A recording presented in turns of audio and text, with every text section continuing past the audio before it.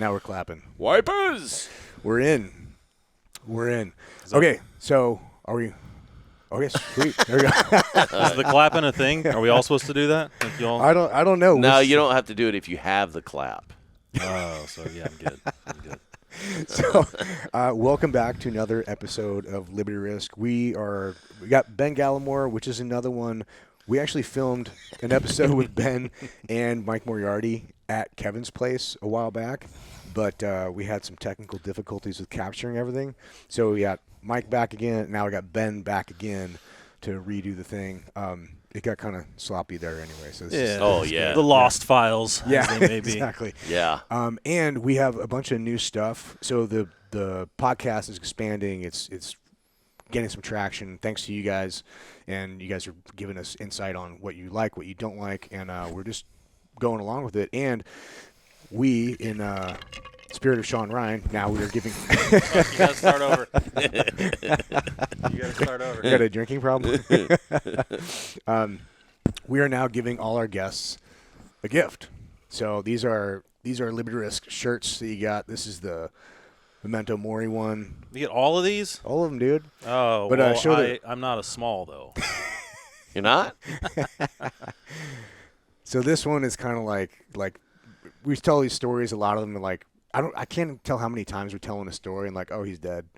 It happens all the time. Yeah. So this kind of one is one of the things like the dead people reaching back and communicating with them, but not in a morbid way, in like a fun kind of way. And then this one is called Lip Balm. Like funny ha-ha, not funny queer. So this one was modeled after a rock and roll band, but she's carrying a grenade pin in her mouth with whiskey and war crimes. Nice. Should I be holding these up to the thing where everybody can see them, or is that just for me? No, you can go on Liberty Risk and see go on the them. website. Figure it out. Well, this is our latest one that just came out like last week that I really love. It's my new favorite one. Yeah, that's probably my favorite one, too. I don't even have one of those. That one's pretty nostalgic for me. That's pretty cool, right? Yeah, that one's cool. Thanks, Obama. It was from a time when nobody gave a shit. You could do what you wanted. And this is the World Tour tee. Oh, yeah. All right. See you next week. All right, Yeah. I'll just see how many of these places I've been, and we'll Dude, what I want to do with on. these, I want to get mine and then start crossing off all the ones that we've been to and just kind of use that one and just make it my travel shirt or something like that. Yeah. But anyway, it's kind of fun to. So I don't know if you've been over this on one of these shows or not, but where did all of these locations originate from? So it originally started with I was going to do just the names of the cities that people go to that have, like Thailand or Super Bay or whatever. And then it got more specific because I was talking with some of the guys in the 50 through 26 Facebook group. And like, oh, remember that time at Rock Lobster we did this? And there was an epic story with it. So I was like, what if we were more specific? Yeah, like a ton of places in Subic and fucking Thailand and Pacers. Yeah. So exactly. It just became a thing. So there are some just cities in there, but each one of these bars has like a historic significance. HVT bar. Mm-hmm. Yeah. So some of them aren't around anymore. You can't even get to anymore. Yeah, Danny's, R.I.P. Oh yeah. Well, you can still get there. What happened to Danny? Nothing. Oh. The owner just died, actually. Really? That dude, Jeff. Jeff's finally gone, huh? Yeah. Oh wow. Well, R.I.P. Jeff. Oh, here's some stickers and everything. I don't know if what's his wife's name? May Lynn. Didn't she try to sell it or like take all the pictures of the guys down? I don't know. Well, we'll see. Yeah. We'll see what happens in the next few months. there But we yeah, go. somebody There's told that. me like literally, I think he just died like a week or two ago. Well, shit. Maybe we can get some team guys together and buy it. Yeah. Really turn the place around. Church it up a little bit in there, Put some lights in. Speaking of which, I just got a phone call. It says NSW Coronado. It's a 537 number. Answer it. Yeah, put on speaker. Answer it. Hello? Hello? Hi, good afternoon. How are you? Great. How are you? I'm good, thank you. So this is Judy with Nationwide Financial on recorded line. Great. I need some nationwide financials. We're on a recorded line too. Well, actually, we are calling people who are trying to pay off their unsecured debt. All my debt's secured. Car loans. Hello? Is this the Commodore prank calling? Yes. Oh, it's the The Phantom. Fuck that shit. Oh yeah, Did you guys have the Phantom back then? Dude, the Oh. Phantom has gone through generations. I actually found out quite a bit about the Phantom. Dude, I know nothing about the Phantom. We should just discuss that for a little while. We should actually. Oh my god, dude. That's hilarious. I was scared as fuck of the Phantom. I was like, I'm not talking. Nope. I just hang the phone Well, up. Some 'cause- dudes are full on the quarterdeck, so- like jerking it, Oh, like yeah. talking to her. Like, I never did that. So there were rumors of it being a chick, a dude, all this stuff. yeah. So I actually found out what it was. So there's multiple, and they have they elect a leader every year. Yeah, I mean, it was not surprisingly A centers. leader, huh? Yeah, they have a leader, and one of them is a dude. And I think it's 3 to 5 of them, and but it's gone through generations too. Dude, that is so fucking weird. It's weird as fuck, dude. yeah. Well, But I guess we should explain what that is. Oh yeah, so people don't know. Good point. So the Phantom has been. I mean, I came in '98, so you remember the Phantom was around, but Yeah. I remember instructors telling us about the Phantom. So this has gone on generations. So it's basically this person that calls the Naval Special Warfare Quarterdeck, but they've got all the numbers. To the Yeah. quarter. They've got captain's Yeah. numbers. They've got everybody's numbers. Yeah. Shit that we don't even have the number for. How do you get the number for the salty crab? The quarterdeck Yeah, and buds right. at SCI got all that, and so they'll call and be like, because there's always it's Hey, always, naughty. Yeah, exactly. You're like, It's always manned by some. hi. What are you wearing? Yeah. Greens. What are you? Hey, sexy. What are you doing? Khakis. Stand and fucking watch. What the fuck do you think, dumb bitch? And then they'll try to get you to Yeah. come over to their house, and then there are some stories about somebody actually did it, but then they had to blow him shoot through a sheet or something like that, which is yeah. for sure a dude. Oh yeah. 100%. So one of my students in third phase, this dude was saying that he had a story about the Phantom, same type shit, and was literally he's like, oh yeah, man, I was standing watch it at 6:18, and the fucker calls, and he's like, I met up with him, and of course, all the other students were like, he's like, yeah, tell him your story. He's like, yeah, man, it was fucking weird. I go to this random house, and I fucking go down these stairs, and there's a fucking refrigerator box with a fucking hole cut in it. And I'm like, you got blown by a fucking dude. For sure. And he's like, no, man. She was talking, and I'm like, yeah, no, dude. Her you got- mustache only tickled a little bit. Yeah, I'm like, no, dude, you got sucked off by a dude. You're gay. And he was just like, no, man. Seriously, she was talking, and then I'm like, have you ever seen the movie True Lies, where Arnold Schwarzenegger has the tape recorder behind his back? And his eyes got this he was all like, oh, he's like, dude, come to think of it, it did kind of sound like weird. I was like, yeah, dude, you're gay. Just like that. I can't even remember what student it was, Oh yeah. So, but that story has gone on for decades. but decades. Yeah. So, Yeah. but I found out it actually it revolves around Danny's. So a lot of the people that have been involved in it that have been Phantoms are Danny's what's it called, staff bartenders. Oh, no shit. Huh. Yeah, I remember because I heard it was a rumor That's one fucking time. weird. I forget how I found it out. That kind but of makes sense. Yeah, it does, right? And then I asked one of the bartenders there one time, and she kind of looked at me like, Who told you? how the fuck do you know that? Oh, well, it all Well, just came that's full circle. That's how I know it's true. It all just came full circle. Jeff's that dude. Jeff's been blowing Jeff's dudes for dude's years. been blowing dudes All out right. of refrigerator boxes. R.I.P. apparently, but Just kidding. Just kidding. sorry. You gotta be so motivated to suck dick to get a refrigerator. First off, who has a refrigerator box just laying around, right? They don't get delivered in refrigerator boxes Well, if anymore. you got they don't? No, you got to go get one at Home Depot in the back and pick them up. Or if you get one How do you delivered, know where to get Yeah. refrigerator boxes? good question. Ryan's whole face just turned red. He's like, busted. Shit. Whoops. I was only the leader for 1 year. That was it. but you got to be really motivated to get a refrigerator box, tape it all up so it stands up, cut a hole, crawl your ass inside it, and position yourself, and then record. I'm like, that's a lot of effort just to suck dick. I wouldn't go through that much effort to get my dick sucked. Yeah, That's a lot. that's a lot. So you must be either really ugly or definitely a dude. And gay. Definitely. That's probably Kind of a prerequisite. where was Chris Beck when this is going on? Oh, man. Probably in the refrigerator box. Right.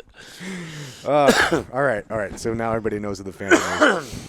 Okay, so where do we want to start? Because let's start at the beginning. All right. So It's a good place to start.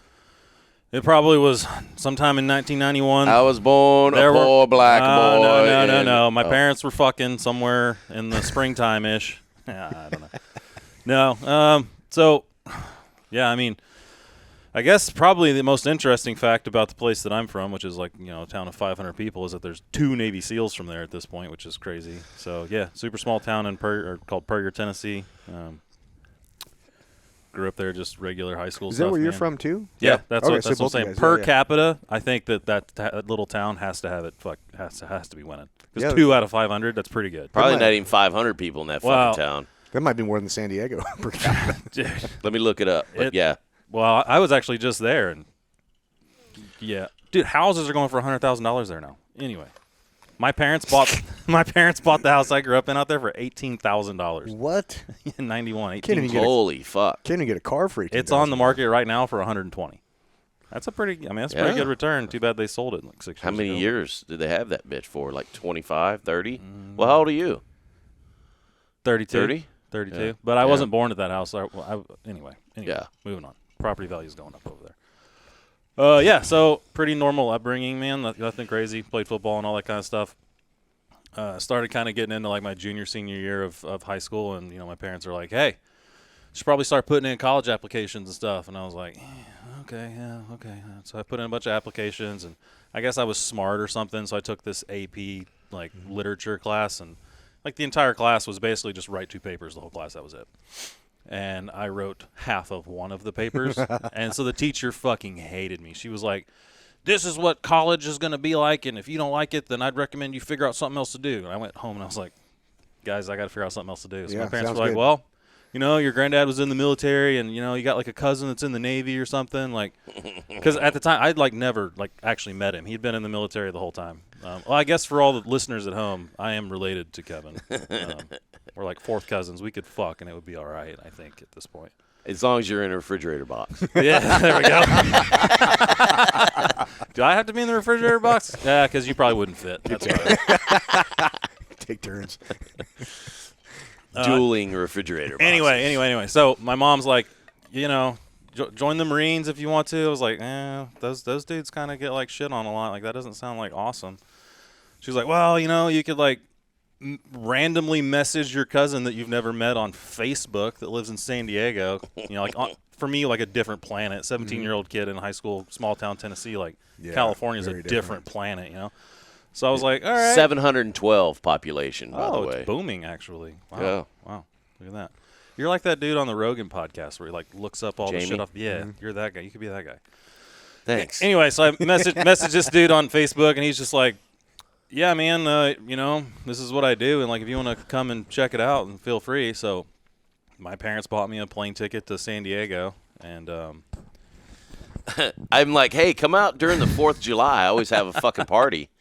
So the motherfucker comes out and continue. Good time. yeah, so I get flown out here like, small town Tennessee. I've had a couple drinks of alcohol in my entire life that I stole like 1 Bud Heavy and was like, oh, this is disgusting. And then you come meet Kevin for 4th of July. Yeah, you see where this is going. So, like, Kevin's still at the team at the time, and so we'll get to the 4th of July party later, but, like, Kevin's at the team at the time, brings me to the team, and he's like, goes on the high bay. He's like, hey, I got to go work. Like, just, go out on the beach and, like, run. And I was like, oh, okay. So I fucking Don't drown. just Don't go die. run. Go. Yeah, he was like, you're going to Bud's or something. Like, you should probably, like, go run or whatever. Like, leave me the fuck alone. So I was like, all right. So I go taking off down the beach, and not a great runner to this day. I did 2 beach markers. Must run in the family. Yeah, well, I got you got a friend back home that told me some funny shit about you when I was home. But anyway, I went 2 beach markers, and I was like, That was probably a lot because I didn't have like a watch that told me how far you'd gone. I was like, that's probably like a mile or whatever. Like, I'll just go ahead and turn on around. Motherfucker just ran 2,000 yards. I like going to the highway. He's like sitting like back where the computer is. Like looks over. He's like, "The fuck are you doing back?" And I was like, "I don't want to run." Like not an athlete. Like we'll get into that part later too. But so there were two dudes. It was who were the two? Joey dudes? B. Joey B. And yeah, who eventually was my first OIC, which is kind of a funny turn of events. Full but circle. And Ryan. Clearly not McCormick. You. Yeah, Matt. Yeah. Those dudes were getting ready to go on a run. They were like, "We'll take him on a run." I was like, Uh-oh. "Yeah, got fucked." Like, just they went on the Blue Door run all the way. They to did a 5th Street run, Yeah, dude, like all the way to Tidelands, and then cut all the way down to like the beach, and then run back. Yeah. That's like, is that 7 miles or something? Dude, it's a fucking while. far as fuck. Yeah. It was further than my ass had run in my entire life. And I was like, bro, like dead by the time I got back to the high bay. Get back to the high bay. Kevin's like, all right, well, we're ready to go. Guess where we fucking went? Straight to fucking Danny's. 17-year-old kid shows up in Danny's, just got done with the longest run of my life, trying to breathe. And then here comes the fucking booze, just like immediately. No questions asked. Well, I don't know if we should. Maybe you can cut that out later, but clearly Danny's statute of limitations. Danny's does not serve underage people ever in the history of time. But yeah, dude, so like shots of Jameson like immediately, and I'm just like, I'm a fucking strong man, fucking taking a shot, like immediately going to the bathroom, like puking it all over the place, just like dude, just getting my fucking stomach beat in. So yeah, we do the 4th of July party, like same shit happens. Fucking Gabby started taking the shots away. Like Kevin just would pour it. I would put it in my body, go puke it off the back porch, walk back up. There would be another one sitting there waiting on me.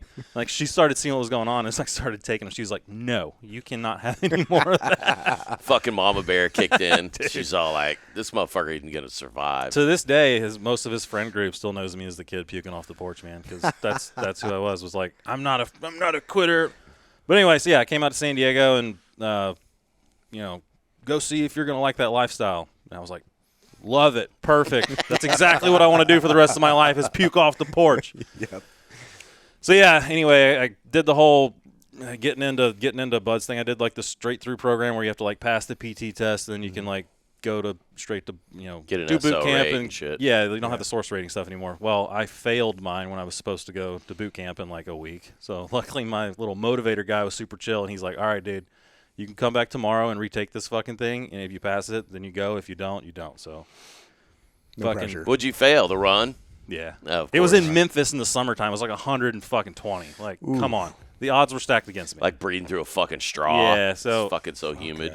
And I don't think I could do enough pull-ups either. Like, the dude was definitely counting, like, your head got to the bar, like, whatever. He's like, yeah, I need numbers, dog. Go to forehead to bar. Yeah, you can quit. You can quit later, but you're going to fucking boot camp right now. Right. So, yeah, dude. Like, I get to boot camp and like we're doing the Dymo PT. I don't know how to do the combat side stroke. Like, I'm doing like the little gay like head out of the water side stroke, and they're like, "What are you doing?" And I'm like, "Side stroke." And they're like, "Put your head in the water." I'm like, "What?" But my ears will get wet. I was like, "Why would you do that?" Wait, Kevin has a pool, but he didn't teach you how to do that? Well, at the time, I don't get in that shit. At the time, he had these like weird little swimming things. It was like rubber bands you could like put on your legs and like try to swim. And like I tried to do it once or twice when I was there. And yeah, anyway, so whatever. Learned to do the combat side stroke on the fly at boot camp. Super cool. While I was at boot camp, I broke my foot from running. We have this like little test out thing before you can go to buds. So my foot started hurting like pretty significantly, and I'm like, oh, it must be plantar fasciitis. I was in my room at night, like fucking rolling my foot out with a tennis ball, just like grinding that fucking thing, and then like probably good for it. Yeah. Yeah. Then they're like, well, it's always good for know, stress fractures. We'll like let you go look. We'll let you go get an X-ray and just take a look at it. Like, I'm sure you're fine. I'm like, yeah, me too. X-ray comes back, nah, man, your entire foot's snapped. Like the middle bone of your foot, like in two pieces. Ended up spinning Here's like a tennis ball. Yeah. Yeah. Go sit in that refrigerator box. Put me in a fucking walking boot. I hear be in this walking boot in Chicago all winter. Like try not to kill yourself. So, yeah, that was injury number one before I even got to buds. It took me 2 years to get through buds, by the way. So that's where all this is going. But yeah. Anyway, finally get out the buds and fucking immediately stress fracture both my legs. Like from the same thing, just running. My this is not built for running. Clearly. Were you this big? What do you weigh right now? Like 240, 245? Yeah. Yeah. Yeah. Yeah. Probably trim a Rome little wasn't bit, built in a day. Yeah, no, I'm at 245, 250 actually. What were you weighing before during Buds? So when I came into Buds, I was like 175. Oh shit! Yeah. Dang. Yeah, it was not very big. So I don't know what happened along the way, but oh yeah, there you go. Get a floof for your back there. It's comfy, dude. It is. Yeah, so stress fracture my legs, get rolled again. Fucking. Oh yeah, please. Oh Jesus, are you done? Oh, I'm sorry. I didn't realize this is the Ben Gallimore podcast. That's right. Oh, you have a bartender for Yeah. you. Oh, wow. Yeah. All right. Good. Yeah. So, whatever. Stress fractures. Stress fractures. Out of Buds for another 8 months. Once I finally got through breaking myself, then I decided to fail literally everything you could fail. So, the only thing I was good at somehow along the way were swims. Like swims were a break, which was mind-blowing because I didn't know how to swim getting into the program. But like once I put fins on and got in the ocean, like somehow it just worked. But like runs, no fucking way. Very first time I did the O course, I said I couldn't do it. Like you do like the practice day in Bow or whatever, and I made it to the little bridge. You know, what do they call it? The monkey bridge or whatever, where you climb up the rope and you go across the bridge and you go on the other side. Like Burma Bridge. Yeah. Couldn't get up the rope by that point. Like my arms were just so trash. Like I just couldn't even do it because I'd done like half the O course just upper body, I'm doing this. I went over to the instructor. I think it was actually Tron. I went over to Tron and I was like, yeah, instructor Tron, Seaman, blah blah. Yeah, can't do the Burma Bridge, and he's like, the fuck do you mean you can't do the Burma Bridge? I'm like, I can't do it. He's like, get the fuck over there and do it. And I was like, okay, like go back over there. Of course, with the instructor watching me, I can get up the fucking rope. But yeah, just need the proper motivation. Slides down, fucking burns the shit out of his hands. Dude, I had the worst time with the O course. I failed as many times as you could fail the O course for, of all things, the rope swing. Like once I figured out how to do the O course, I could not figure out how to. Dude, I was an instructor for a long time. It always blew my mind that how many people struggle with that. It's a timing thing. Like once I learned the timing, it was done. But like you just got to step through it. You get it, and you just like go through instead of just I don't know what the fuck I was doing before, but like grab high enough on the fucking rope. Because a lot of people fucking grab it and you swing up and your feet are on the board and you're all like, and then you fall on your ass. That's what I was doing. So like once I grabbed up high and like pulled myself and like Indiana Jones that bitch like through it, then it was no problem. Like how did I ever fail that like ever? Yeah. But no, I mean it's crazy. So. After I finally did all that stuff, I made it straight through until jump school. Failed out of that too. Me too. Yeah. What did you fail out for jump school? Exits. Oh, really? Yeah. So you get 3 tries. How do you fall out wrong? Exactly. So you get 3 tries on that like check jump to make it happen. And so the Twin Otter we were going out of, you go out the side door, and they're like, "Oh, you just got to like." Twin Otter? You talking about? Was it free fall or regular? Free fall. Oh, I got kicked out of regular 82nd or what is it? Airborne. Well, totally different. We do that. We do static line out, or we do that out here now. Yeah. Which, if you fail out of that, it's because you're an idiot. Like if you fail out of that, you need to be done. Right. I thought you were saying you failed out of airborne. No, I failed out of fucking free fall. I got kicked out. No, we were fucking doing side door exits and like you present into the wind and like. I would roll over my shoulder. No, I would just do one like barrel roll and then go belly down. But like once you've rolled over, you've already failed. So I failed all 3 within the first like 2 seconds of the jump. So stupid. But once I figured that out, it was all fine. And then they showed me a ramp exit, and that changed everything. I'm like, oh, I just like fall out of this thing. Oh, why aren't we jumping out the ramp? Why didn't we just do this the whole time? Yeah, that sounds way better than Army Airborne. I do remember this motherfucker came through third phase because I was in third phase. Oh shit, we didn't even touch that topic. Yeah, he actually put me through third phase. Dude, that was the only class we had to fucking beat the shit out of for like integrity violations and shit. I'm just like, I remember who that O was. Maxwell's his name. Was it? Yeah. I don't remember him, but I remember we were doing the. He was a former Marine, so he was. He was into doing things the wrong way. Yeah. Yeah. But, dude, he was – I just remember we were doing, like, the fucking small arms test. This O had failed something, you know, like, hey, go hit the fucking surf. Or I don't even think he was my guy. Like, somebody told me to go hit the surf. And I'm sitting there in the door that goes, like, straight out to the showers and shit.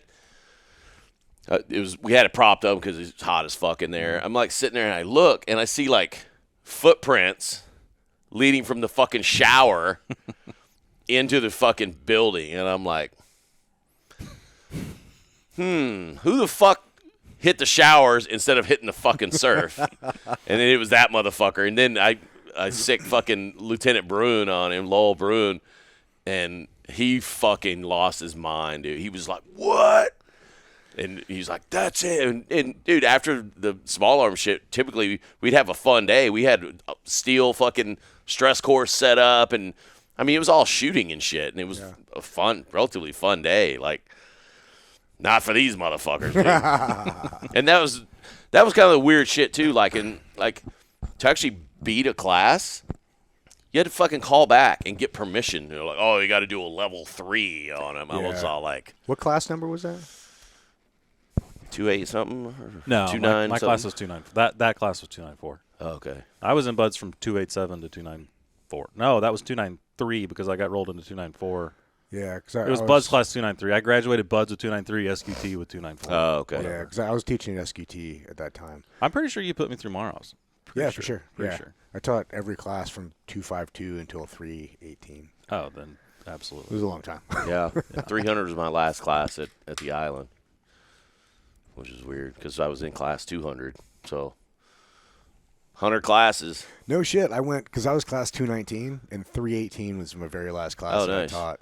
That's I crazy. couldn't stick around another couple months for it though. Yeah. I was literally I flew out there, packed up all my shit because the summer I was filming Transformers 4. Mm-hmm. And I'd already did a turnover with whoever my replacement was. And fucking Gumby was the SEA out there. He was cool as shit. He was just all like, it's like, well, call in and let me know you're still alive. I basically was off the whole fucking summer while I was like, dude, this is Nice. great. I still wound up selling like 60 days back to the Navy. I Nice. was like, woohoo! You remember that time when they were trying to get more guys through and they didn't have any winter hell weeks? So Yeah. Mikey and I were third phase instructors so we had summers off. Yeah. Third phase It's winter fucking hell week. weird. Dude, we had so much fucking fun. That was an unbelievable summer. We had like no job for like 3 months. All we were doing is like come into work. I went to I rogered up and went to Iraq with Team 5 during that time. I was like, oh, fuck it. Might as well go to a war zone. Like 06, 07. We were just drinking in PB and causing a war zone over there. It was fun though. Good shit. All That's right. the forever war. PB is the forever war. That's PB. That's the war that will not end. War of attrition. 1,000 battles. It will always win, though. Like, no one's ever beaten PB. Undefeated champion. Yeah. It's fun to try though. No, but, well, back to him putting me through third phase. I got the least amount of training of any Navy SEAL ever in the history of time in third phase because of him.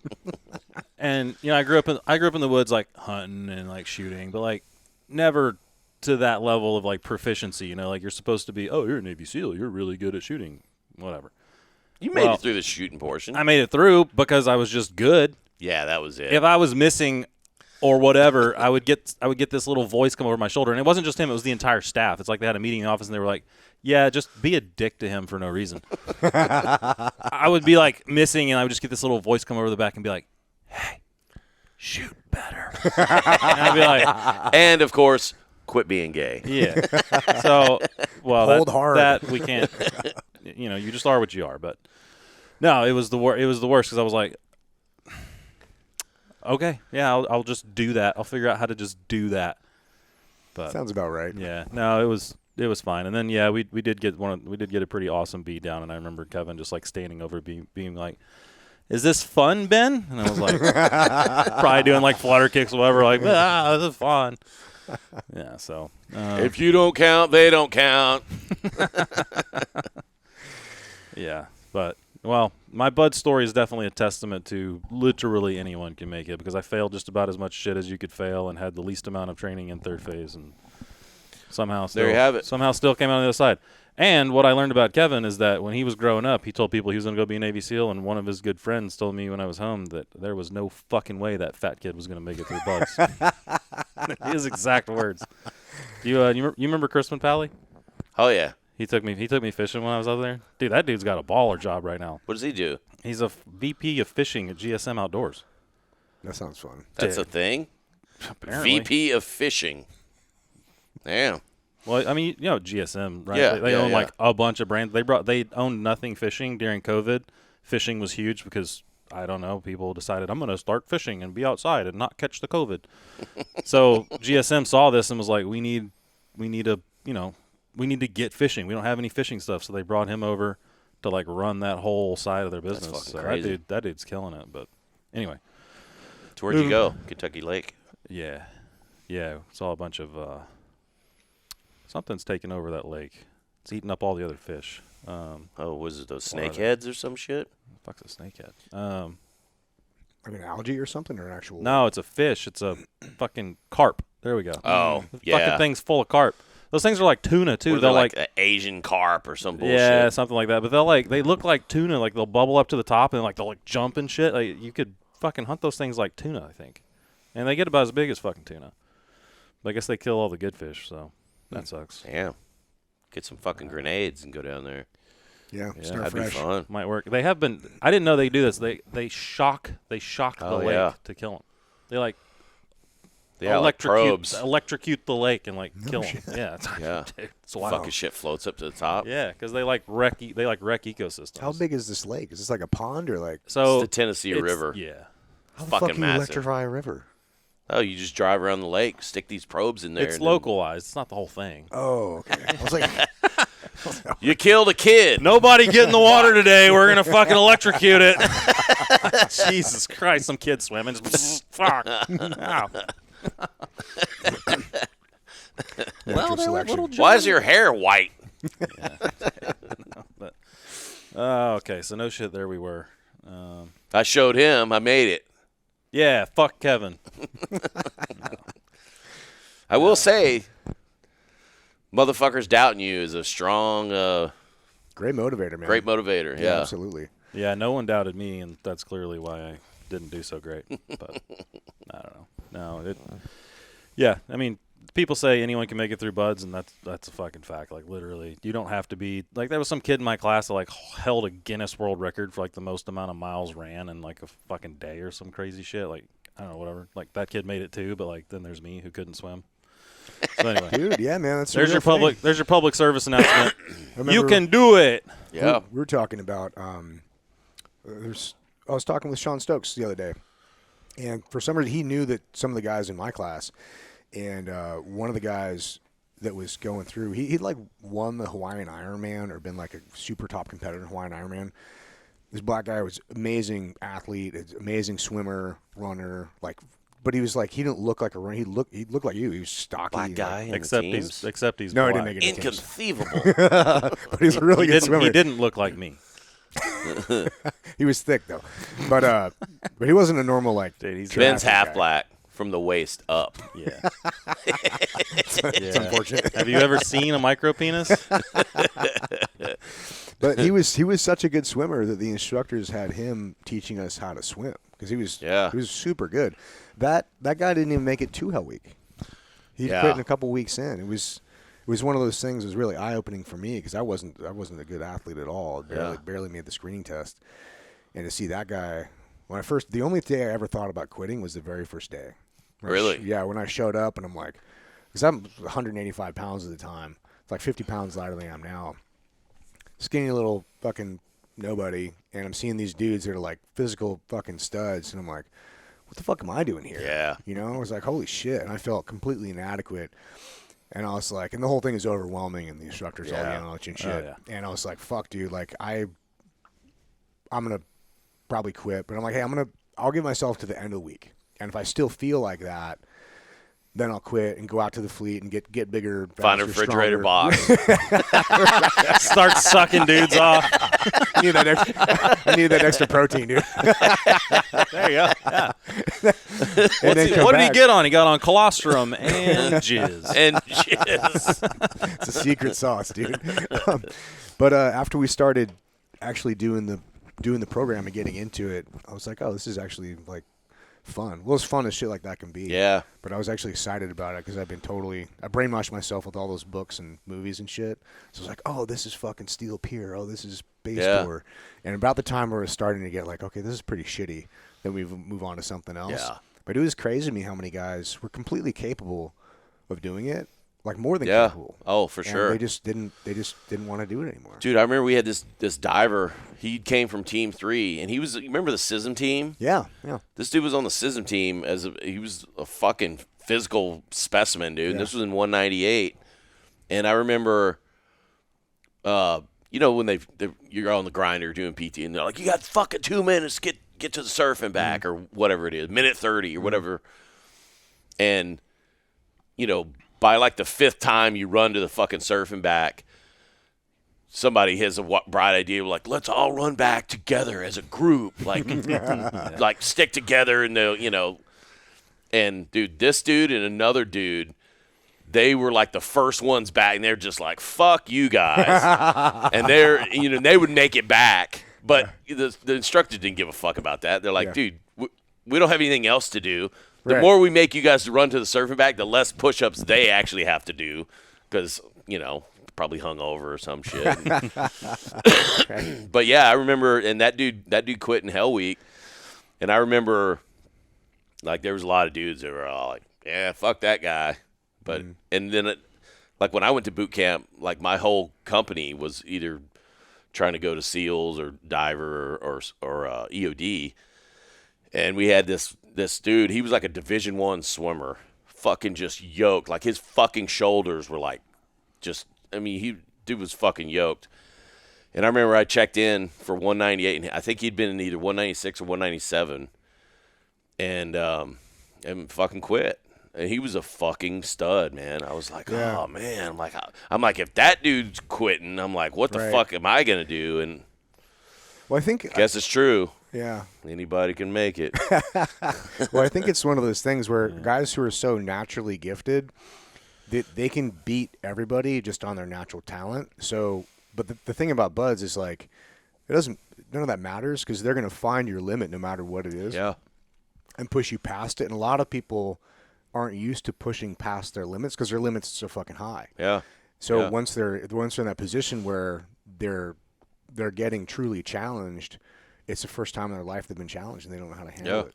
Whereas like wrestlers do really well, because wrestling is the same thing. It's just hard as fuck. Yeah. And you get the really difficult workouts, and you're one-on-one challenged all the time. Like you're going to get beat. It's just a different type of toughness, and those guys do really well there. Yeah. I think they're just used to it.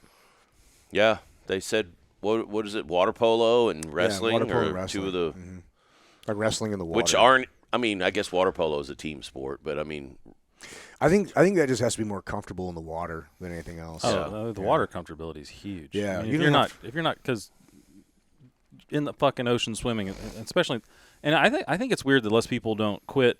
I think the people that are scared of the water or are not comfortable in the water end up quitting in first phase because of the 50-meter thing. They'll fail that, or the life-saving thing where the instructor beats the shit out of you, or they're not tying. Like by the time you get to second phase, like you're comfortable. You're gonna be okay. Yeah.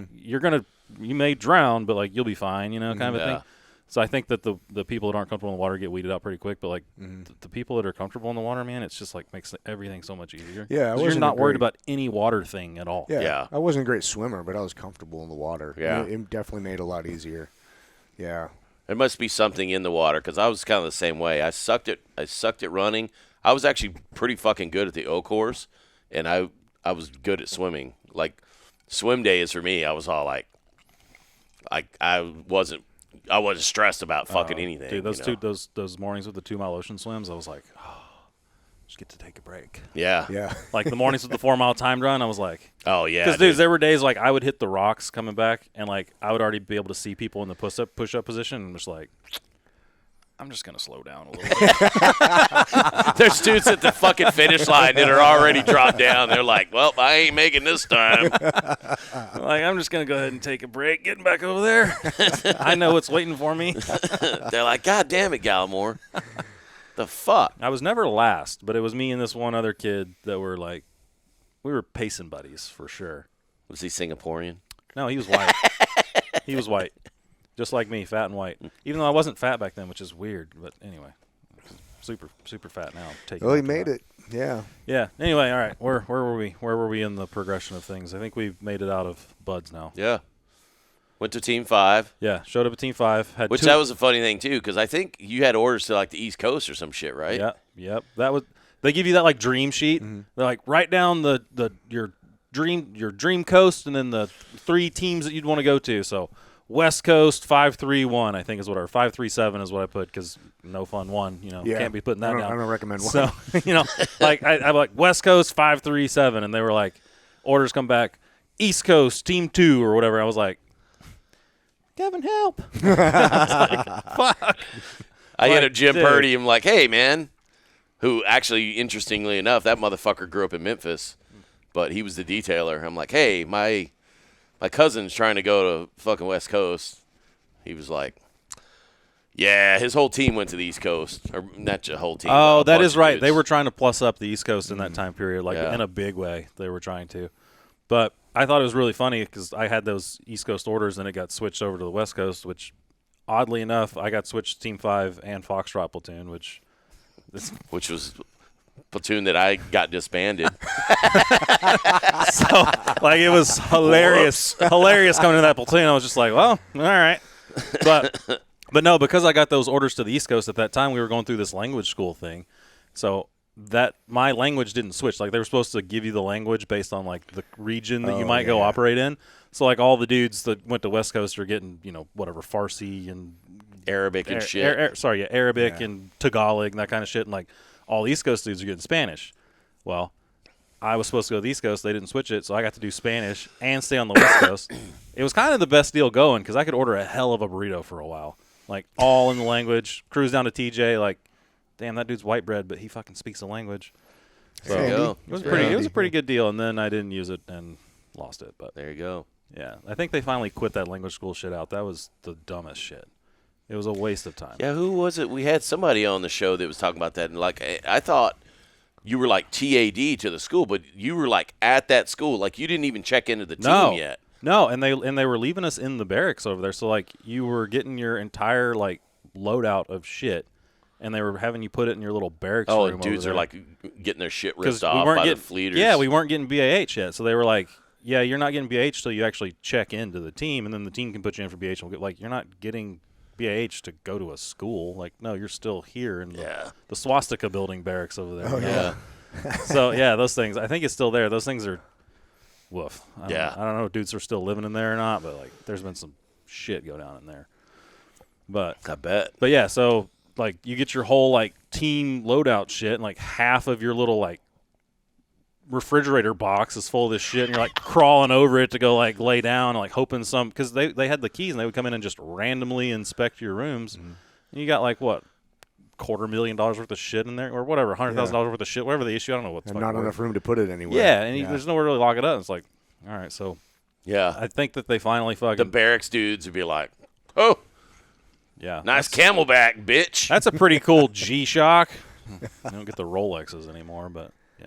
Right? Yeah, they took Thanks, that Obama. When did they stop doing that, man? way before we came Yeah, in. like in the fucking 80s. I think it's the probably. 80s, yeah. It was peak team guy mystique in the 80s. Yeah. Short shorts, mustaches. Dude, and I lost my watch on a dive. People are like, all right, motherfucker. Bet you did. Oh, yeah, so checked in Team 5 in 2013. Yeah, 2013, checked in Team 5 finally after my arduous journey. And then God damn, when did you join the Navy? 2011? 2010. Oh, okay. Fuck. Yeah, so Dude, coming up on like your Yeah. first. first Well, enlistment. actually, that's funny too. re-enlisted. Because you had to enlist for like 5 years or some shit, or you actually had wickets, and this motherfucker's getting like bonuses. Yeah. And nobody else in SQT were getting these bonuses. I was like, damn, dude, you getting fucking hooked up. Yeah, it's getting doing real good, but also just wasting my life away. They're like making me sign like oblaserves and shit. Like, yo, you've been in buds too long. Like, actually, I had to go into that meeting with the bow guys because I had been there so long. I'd gotten hurt and failed so much bullshit and gotten rolled so many times. They were like, hey, we're going to kick you out because you just cannot You figure this fucking out. Mr. Glass. Yeah, You know Guy McDermott? Yeah, he was the LP on my bud's class. Well, he was the OIC of Bo. No shit. And I call him and I go, hey, man, I don't know if you can do anything, but my cousin is Gallimore, and, you know, not telling you how to do your job or anything, but if there's anything you do to keep him around.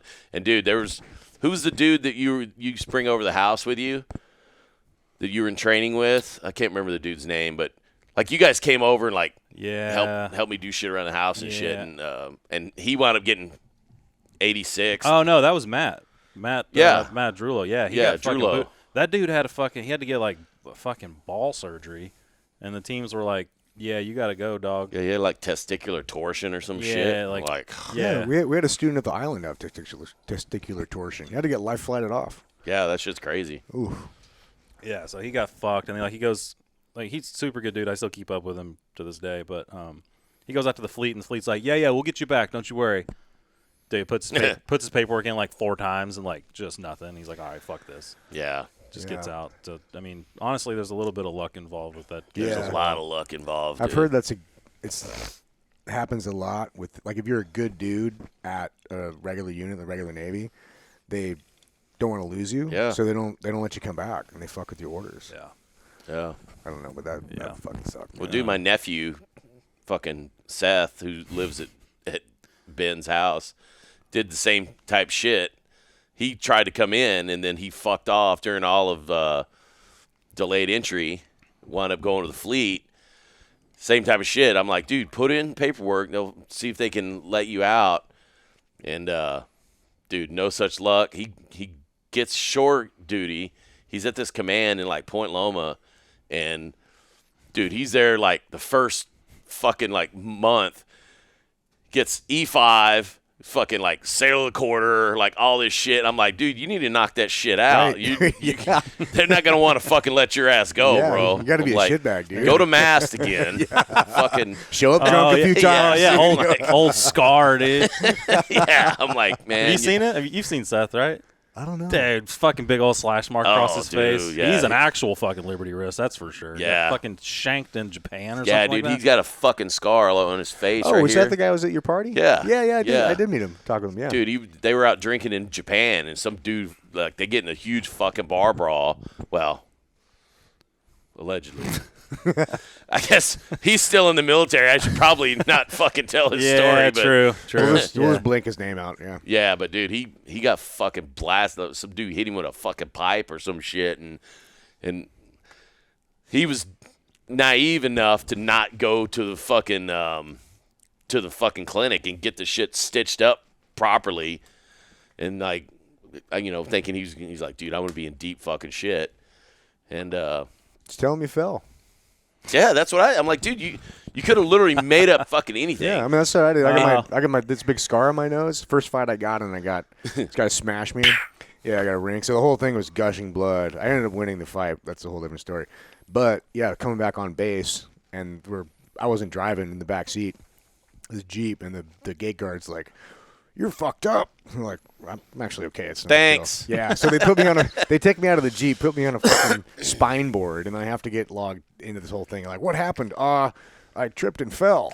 I fell down some stairs. Yeah. I mean, dude, you can literally make up. It ain't like the Japanese nationals are coming on to base going, that was him. Right. I mean, yeah. he kind of fucked himself on that one, but got a good cool fucking looking scar, dude. Yeah, dude, he's got a cool scar, and it's funny as fuck. Every time somebody would be like, "Oh wow, like how'd you get that scar?"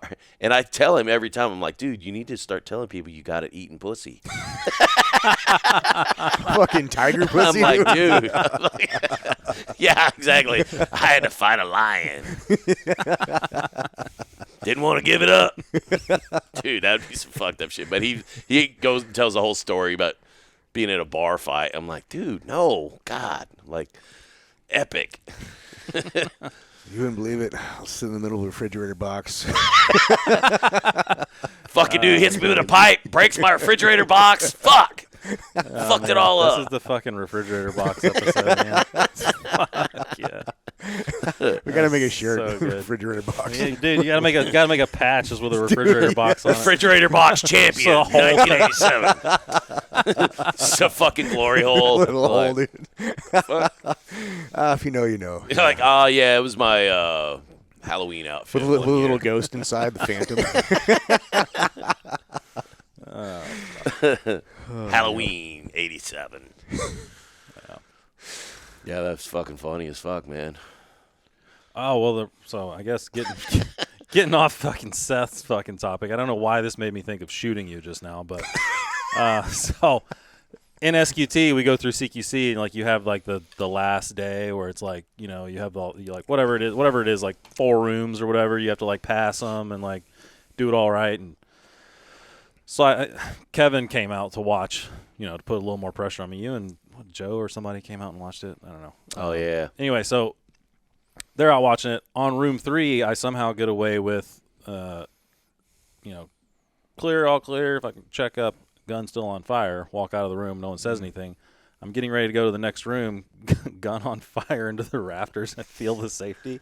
And I'm just like, slowly click that bitch. I like pointed directly at Kevin, like up in the rafters. And I'm like, click. Like, shit. The loudest sound in the world. Thanks. Yeah. Perfect. Yeah. But yeah, you went to 5. You did what, like 4 platoons? Yeah, so I Which did, is like unheard of now. 4 in a row. Yeah, well, yeah. I did get super lucky and had some people definitely in my corner on that one because the landscape has changed significantly. You did what, 8 deployments or some shit? Like 9, but who's counting? Yeah, whatever. Like to do 4 in a row is pretty. That's pretty good. And the only reason I got to do 4 in a row is honestly I did sacrifice my career a little bit. Like I didn't want to be I honestly didn't want to be a chief. Like I didn't want to make rank. I kept wanting to do things. Like I got lucky for my time period. Like when I was around, like I got to do a lot cooler shit than a lot of guys. Like there's a lot of deployments, especially right now where they're going and well, right now specifically, it's not shit going on, but I mean even back in, you know, 2014, 2015, 16, 17, like when the whole ISIS thing was going off, like there'd be like a platoon or 2 doing shit, and then the rest of the team in the fucking PI or, you know, in the UAE and the Cree. But like, I got really lucky somehow and just happened to hit all the right spots all the way through, which was super cool. Like my first deployment, dude, it was like out of a fucking movie. Like in Buds, you know how you're standing there with the boats, like getting ready to go to the water, and like at least in my brain, I was like, something's gonna cancel this. Like they're gonna come over the hill and be like, go put the boats up and go do something else, you know, like whatever. Like in my brain, like before every evolution, like that was a thing. Like maybe this just won't happen. And it always happened. One time it didn't. Like the surf was too big. They flipped a jet ski in the surf, and it did. But anyway, that's a different story. But like this was like that. It was MAROPS at the surf team. Too big. That's a thing. They flipped. Yeah, they flipped a jet ski in it, and so they kind of had to stop training. Weird. The like safety jet ski, like. They care about you. They want you to be safe. They don't want you drowning and dying. They got to have a jet ski out there in case whatever. You didn't have no jet skis when I was back in my day when it was hard. Right. Back in the days when it was hard. But no, like that deployment was like right when the ISIS thing was popping off, or that ULT for me and that deployment was right when ISIS was popping off. And we were on the beach with the boats in MAROPS, like getting ready to go do surf passage with the boats. And like, here comes our chief. Well, he's out now. John Pepis. Here comes John in the truck. Like, go back to the high bay. Like, we got stuff to do. Like, what? Like, we're just gonna like leave the boats here? Like, yeah, no shit. Like, went back to the high bay. They're like, all right, we're deploying early. Like, they think Baghdad's gonna fall. Like, this whole thing. Like, we're gonna go and secure BDSC, the State Department compound over there. Like, we're gonna go over there. We're gonna leave early. Go over there and make sure that everybody's fucking safe and whatnot. Well, it did not happen, and we didn't end up going early, but we did get out of MAROPS that day.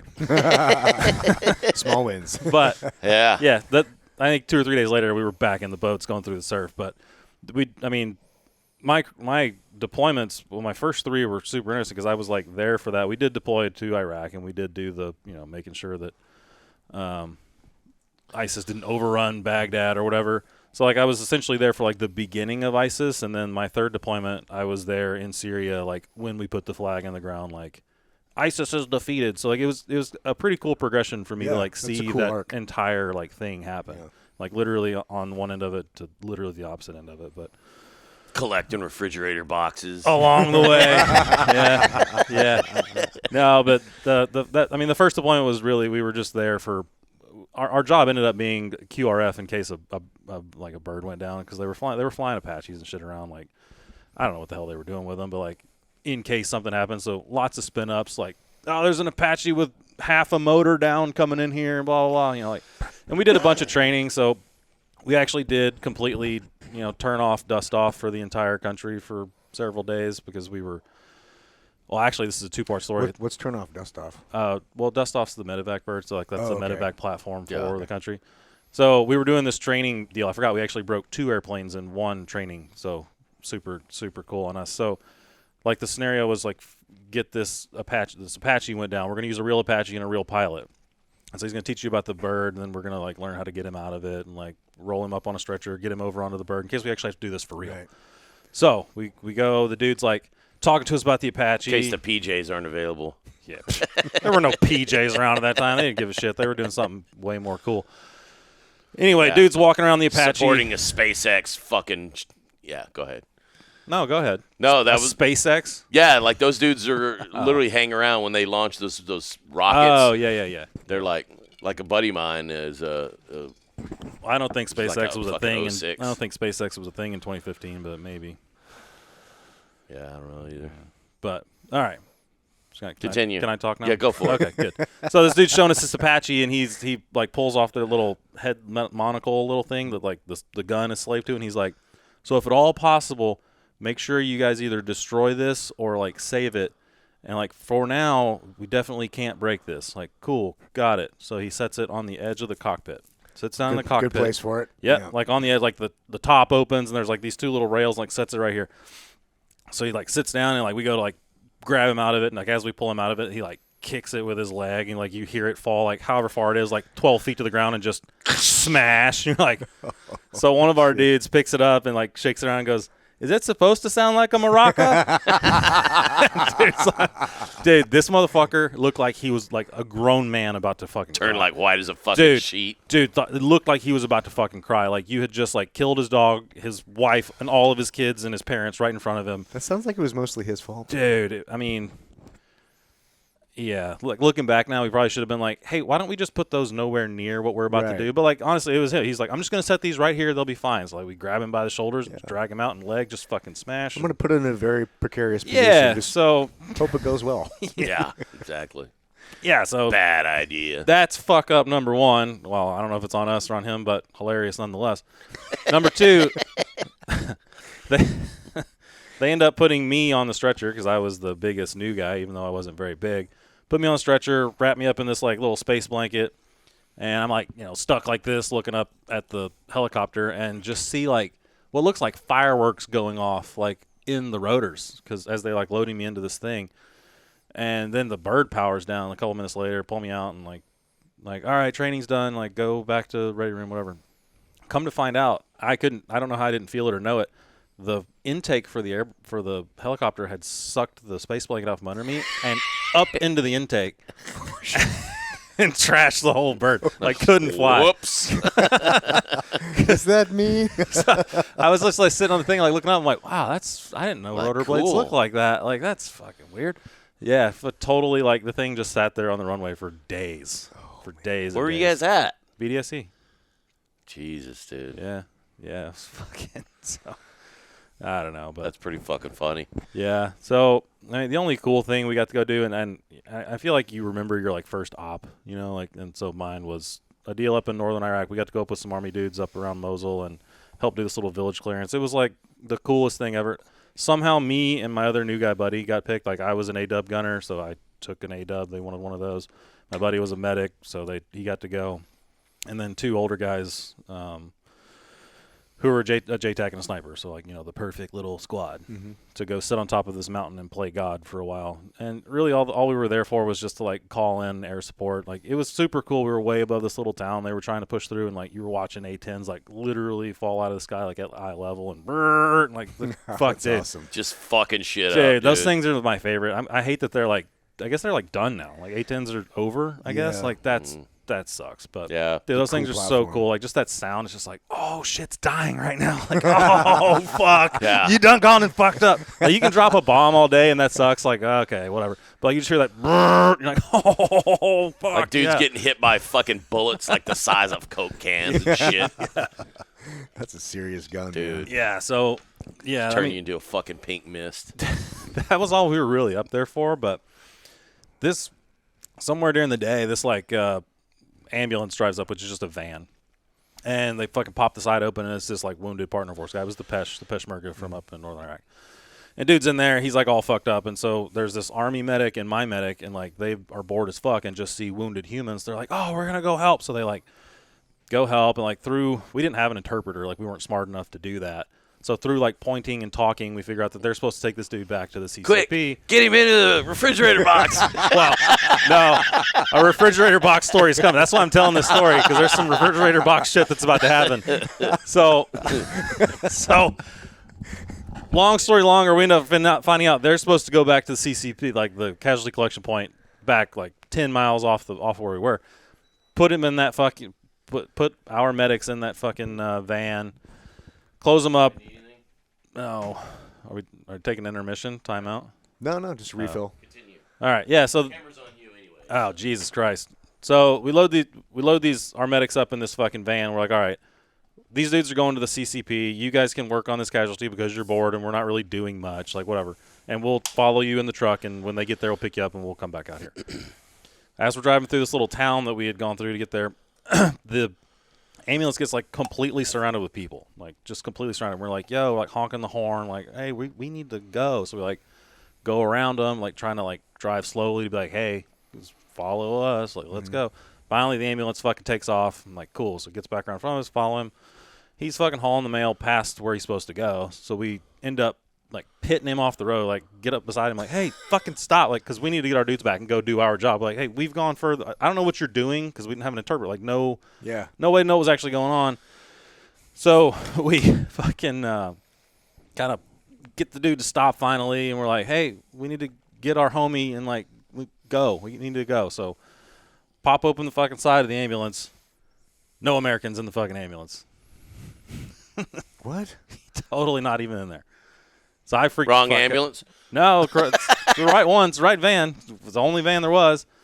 Fucking. So I start freaking the fuck out. Like, where are the Americans? Like, fucking Americans, where the fuck are they? Like, pull a fucking pistol out. Like, where are the fucking Americans at? Just like, where are the fucking Americans? The dude's like, da, and like starts pointing back down the road. And we're like, bro, did they get out of that fucking ambulance like way back there in that town like 25 minutes ago? Like in the middle of fucking nowhere? Like, why would they have done that? Yeah. But like, that's the only thing. With no comms or That nothing? Yeah. We had comms. Dumb motherfuckers. Well, they had just jumped in this ambulance. Like, we're just going to do this real quick. Like, cool. So, dude, we're like, fuck. Like, the epiphany hits both me and the Army guy I was with. We're like, fuck. So, hauling ass back down to that fucking other little village. Because we left the JTAC and the sniper dude out, like, on the flot to, like, continue doing their thing. Hauling the mail, get back down there, same road. Dude, fucking Hodge dude, like waving his arms like this on the side of the road. I'm like, stop rolling. He's like, knew a little bit of English. Goes, hey, you forgot your friends. We're like, what the fuck, dude? Like, no, like, so yeah, there's no shit. I'm not gonna say the one dude. He's over at Dam Neck now, so I know, like, whatever. He's just sitting there, just like sitting on this park bench, just like fucking Army guy just sitting next to him, like drinking tea or whatever, and just like, holy fuck. Like you guys almost got butt fucked. this could have gone like way differently. Like the dude, Mason's his name, whatever. There's 1,000 of those.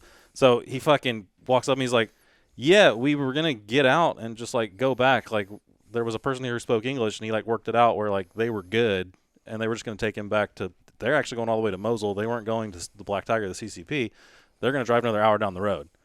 I'm like, God damn. So yeah, we just like hopped out thinking, Good thing we stopped. thinking you would like pick us up, but we had like driven around them, so we didn't see him get out. Oh, shit. And so when the ambulance took off, we just were like, oh, cool, we're going now, and then we left. You're like, hey, guys. Wow. Wait. Yeah, so they were just like, hey. But, dude, He's that's like- the craziest shit. Like, Dude. you'll have motherfuckers in the middle of Iraq that you don't have any clue what language they speak based on all this random shit. Like, we were doing this fucking first pump in 03. Me and Big Ed O'Brien, he was the master chief at the unit in Bahrain and came up and just hanging out and shit. Brought us some fucking booze. And but dude, we pushed our Humvee like all the way to the front, and like they were hitting this house, and so we were sitting out there on, watching our dicks get smaller, fucking on fucking external security, making sure no squirters come running out. And we're sitting there's this fucking house in the middle of nowhere, and it's bright ass fucking porch light, and like washing out our nods, and we're like, motherfuckers. And these people come out of their house, and we're like, Imshi, like tell them to go the fuck away. I'm sure they were like, fuck you, it's my house. And funniest fucking shit, they go back inside, and then they come out again, and we're like, Imshi. And the guy goes, we don't know what you're saying. I was like, what the fuck? They're like, we're not Iraqi. I was like, holy fuck. We're like, well, go back inside. We don't want you to get shot. Dude goes to close the door, and Ed goes, turn off your porch light. Fucking light clicks on. We were looking at each other going, that's the most random ass fucking shit. In the middle of, it was like southern part of Baghdad down by Karbala. Some expats out there or something, or what are they doing? I don't know what the fuck they were doing. There's some missionaries? Yeah, we were like, that's fucking weird, dude. But dudes were like, we don't speak fucking Arabic. We're like, why are you here? Yeah. Wow. Yeah. But dude, was it your first deployment when you guys did the CSAR in Yemen? That's number 2. Oh, okay. We're getting our way there. Oh, okay. We're getting our way there. Let's tell a fun story before we go to that one. Let's tell the Passion of the Christ story, because this is like my favorite thing that's ever happened. So I'm not going to say this person's name unless we can edit it out, because both of you know him. And I mean, we can do that, right? We can edit. Yeah, we can edit it. Okay. So Oh, I don't know. yeah. you don't know. All right. So, all right. And, He lives over by me. and we can proceed with the thing. So after that deployment, I learned about this thing called TLD, which I thought was retarded. Like, what do you mean I have to fucking go to Germany for 4 days? I just want to go home. Turns out it's the fucking best shit ever, because you like go over there and you talk to a psych for like 2 minutes, and you're like, yeah, I promise I'm not going to beat my wife or kill myself. And he's like, cool, go out into town and rage. So that's what you do for the next 36 hours is just booze your absolute face off. Dude. Sounds like fun. They put me in charge of that fucking shit. It was like 2011. I was in Germany for like 6 weeks. I was like, oh my fucking God, dude. I don't know. It was funny, but we didn't have a single fucking Liberty incident. That's amazing. I was like, wow. They like gave me a fucking Navy Commendation Medal. It was fucking hilarious. Because there were no incidents under your watches? Yeah. Oh, well, Shit. there have been incidents. Oh, there's been a bunch. But that's And funny, though. Just I don't know happened to why be- they sent me, but it was funny because Well, it worked. when dudes would show up, I go, hey, I don't give a fuck what anybody's doing. Everybody's going out tonight. We're all meeting at this fucking bar. The tree no bar? ifs, ands, or buts. There was an Irish bar. Oh. It was something. It was on the main. It was in fucking Heidelberg. Yeah. Well, there's only like 4. There's one that's distinctive. It has like a tree growing in it. I can't remember. Oh yeah. We just No, always it call wasn't it tree that bar. one. Like Yeah. that just became our spot. Like, hey, we're going to fucking Heidelberg. Yeah. You're gonna go tell the fucking psych that you're not gonna fucking kill yourself, and then straight to the tree bar. That place was pretty cool. Heidelberg. Was, Dude, that's a super cool town, and it's weird because we cruise through there constantly doing debaucherous shit to their town and their women, which is coming up next. and they welcome us with And open arms. dude, they are the nicest people. Like I don't know if it's because of the money that we bring and just copiously spend, because you just got deployment. Like, you got cash to burn, you know? Like, just Yeah. round of shots for everyone. Like, just let's buy the whole bar Yeah. out kind of shit, you know? Like, but, dude, they're just and I know that I've heard stories of the gnarliest shit that's gone on there, and, like, they're still just like, yeah, no, you guys are cool by us. I'm like, Dude, badass, dude. I just had this weird fucking epiphany because, you know, the square where that big fucking church is in the middle of. There's a bar right there we used to go to all the time. And that was our spot. You know what the name of the fucking bar was? Epstein's. That's a whole funny as episode. fuck, That's dude. a whole episode by itself there. I'm guessing they didn't card very hard there. Yeah, no. Dude, it was like a fucking rock and roll bar, though. It was fucking cool. They were always playing like fucking Ozzy and fucking like R.I.P. hair metal shit. R.I.P. Yeah. Cool. Yeah, rest in peace, Ozzy. God damn it. Yeah. So anyway, this Tree bar. this person who shall not be named, who most likely had a boyfriend that was going to be in a refrigerator box when we got home, hooked up with this chick, and she scratched the fuck out of his back. Like, his back was trashed, and you're going home in like 24 hours. Yeah. Whoops. So we devised a plan that we were going to drag him up and down the fucking hallways in the hotel and rug burn the fuck out of his back to where it just looked like he got in a wrestling fight or something where his entire back was bleeding, where it wasn't just fucking, claw marks. Yeah. And it's just like, dude. Maybe a belt sander or something, yeah. Dude, what we did, I remember because I was still a new guy, so it was definitely my first one. I was a new guy, and it was like the new guy job we called it the Passion of the Christ for some reason. But like, just to flog the shit out of him. To Passion of the Christ, this dude, like. Was he a chief? Nah, not then. Oh. No, he was one of my older. So it's funny. I did because he was a new guy in my platoon. Well, I did three straight platoons with him. He was my older guy, then he was my LPO, then he was my chief. Oh, that's cool. Like I deployed with pretty much the same crew of dudes for 3 of my 4 deployments. So that's cool. That was awesome. We became super cohesive. Lots of scissoring in the refrigerator box form. But yeah, dude. No, it was like. I'm like, yeah, man, I guess we just have to do that to save your, bromance with your boyfriend. Yeah. Because, you don't go home to your boyfriend with that shit all over you. Like, yeah. Do you remember Diamond Dave? Yeah. Is he still alive? No, he was working for Trident Group. And, dude, they were requiring dudes to pass a PT test. Did the fucking run. And then, dude, literally had a fucking heart attack and died. No shit. Yeah, Diamond was a good fucking dude, man. Yeah, he was one of the dudes that when we burned down Monterey, he was one of the guys in the training cell that was that.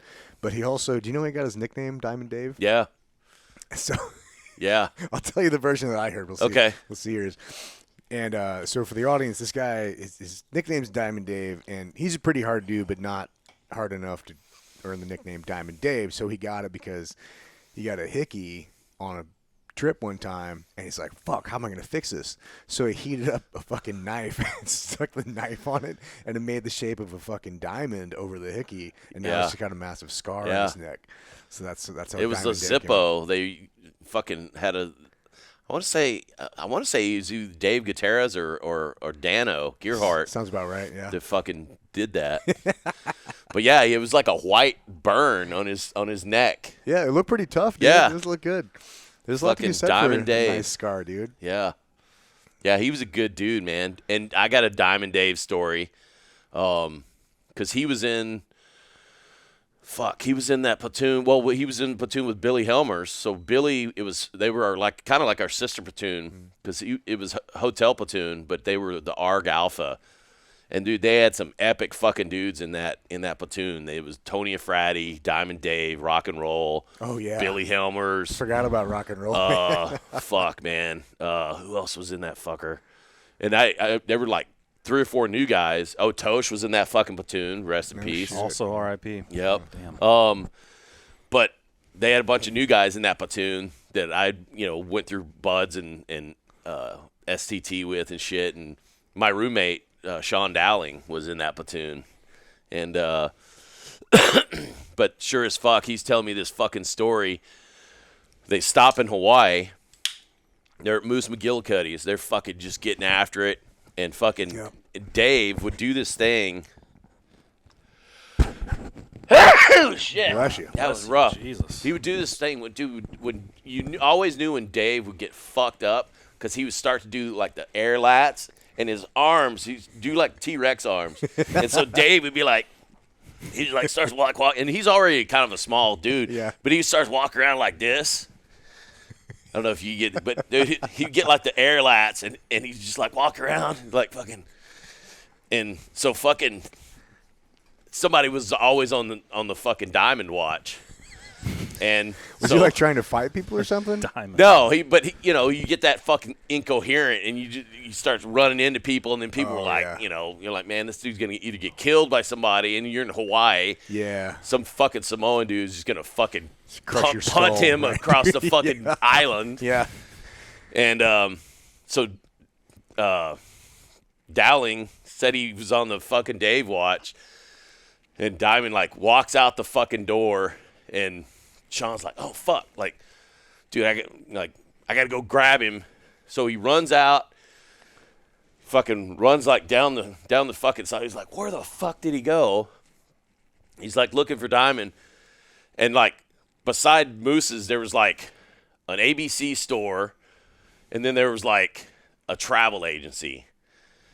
And apparently Diamond went past the ABC store. He walks into this fucking travel agency, and he's like,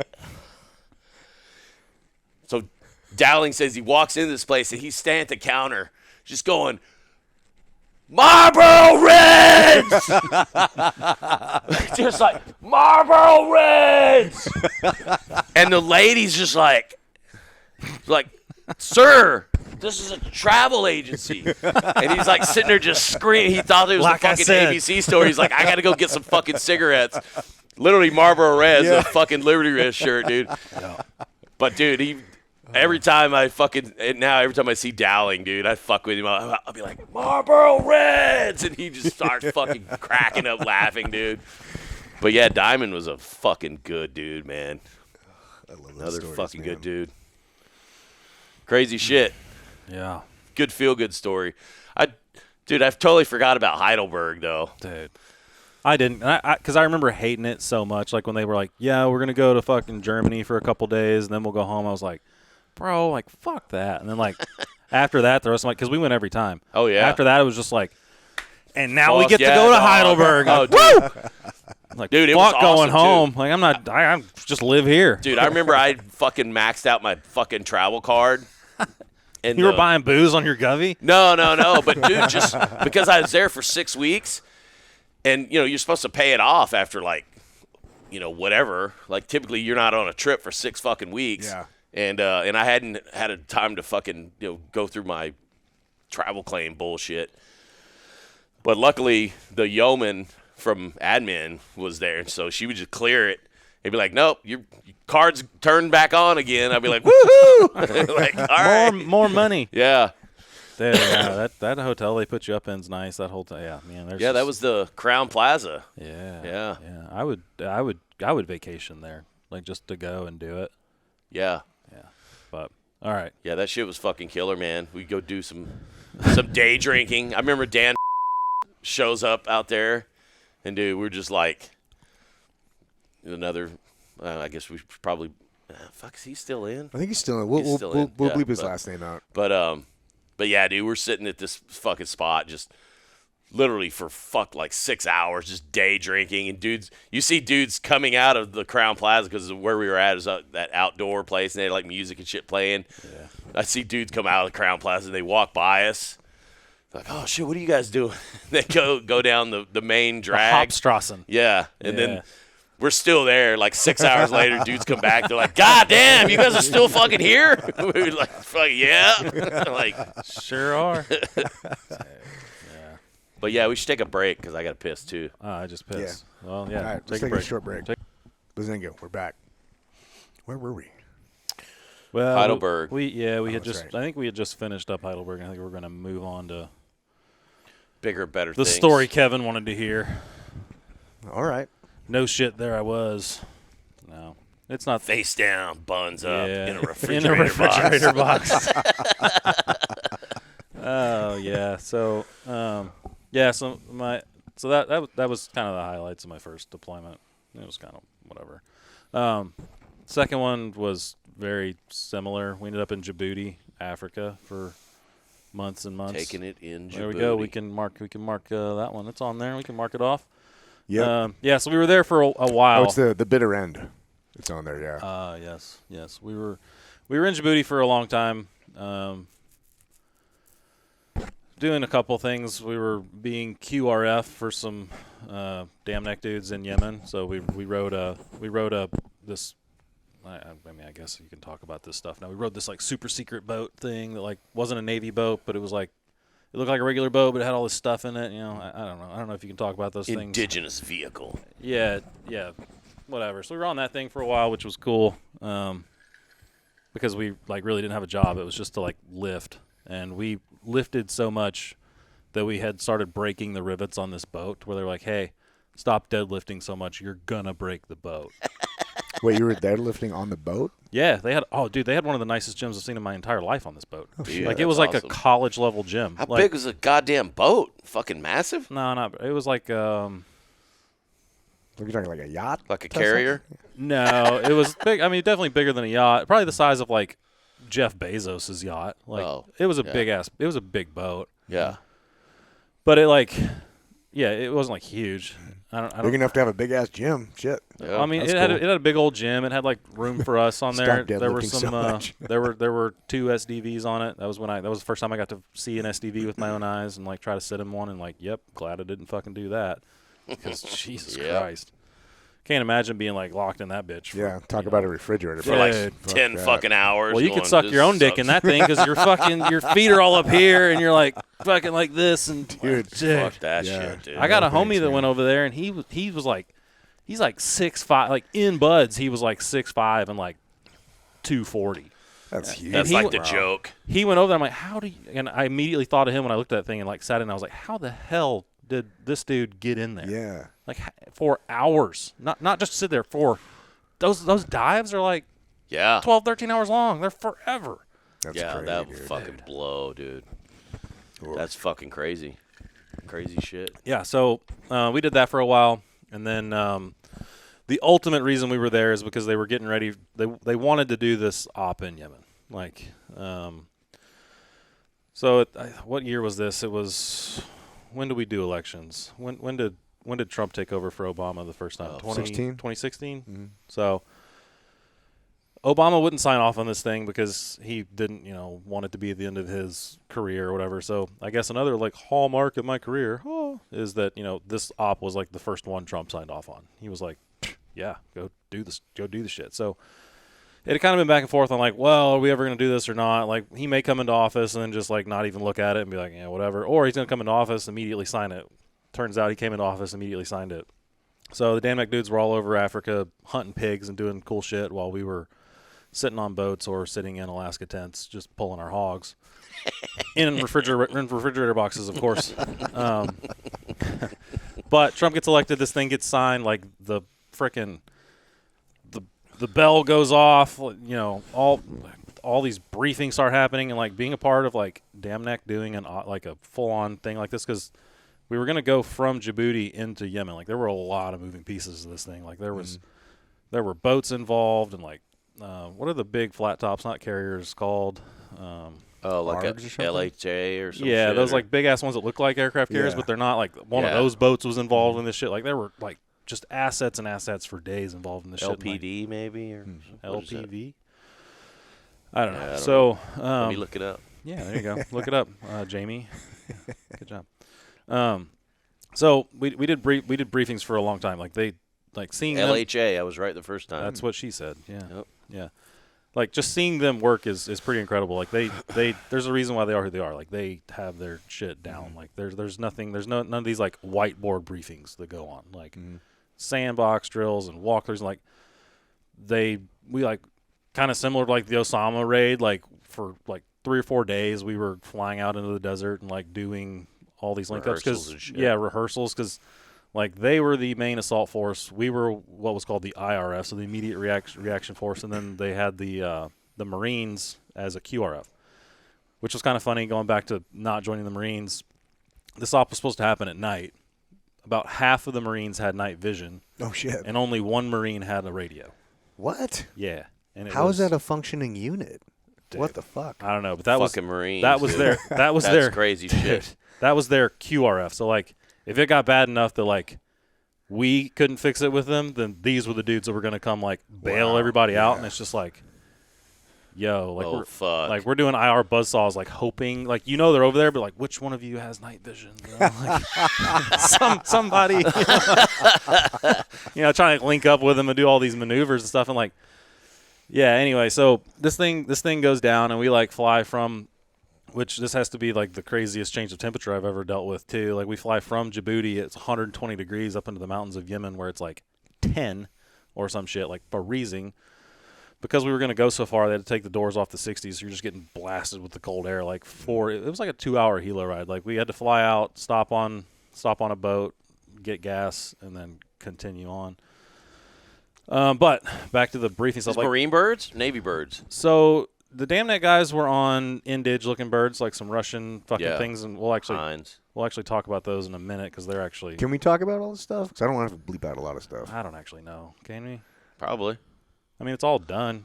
This thing's been all over the news. Yeah. Oh, really? Okay. People know Yeah. about this thing. Okay, Yeah. cool. Yeah. Yeah. So they were on these like. We're probably fine. Yeah. Or I'm the one talking. I'll probably just go to prison again.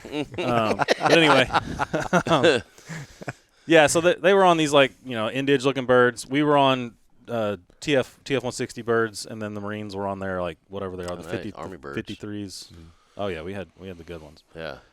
So this whole thing like starts to go down, and back to the briefing thing, like like have the execution checklist where you like go through it and you're like football, touchdown, like first goal, for all this shit, and then you have like the by exception checklist where it's like anything in the world that could go wrong, where you like have a code for it. Yeah.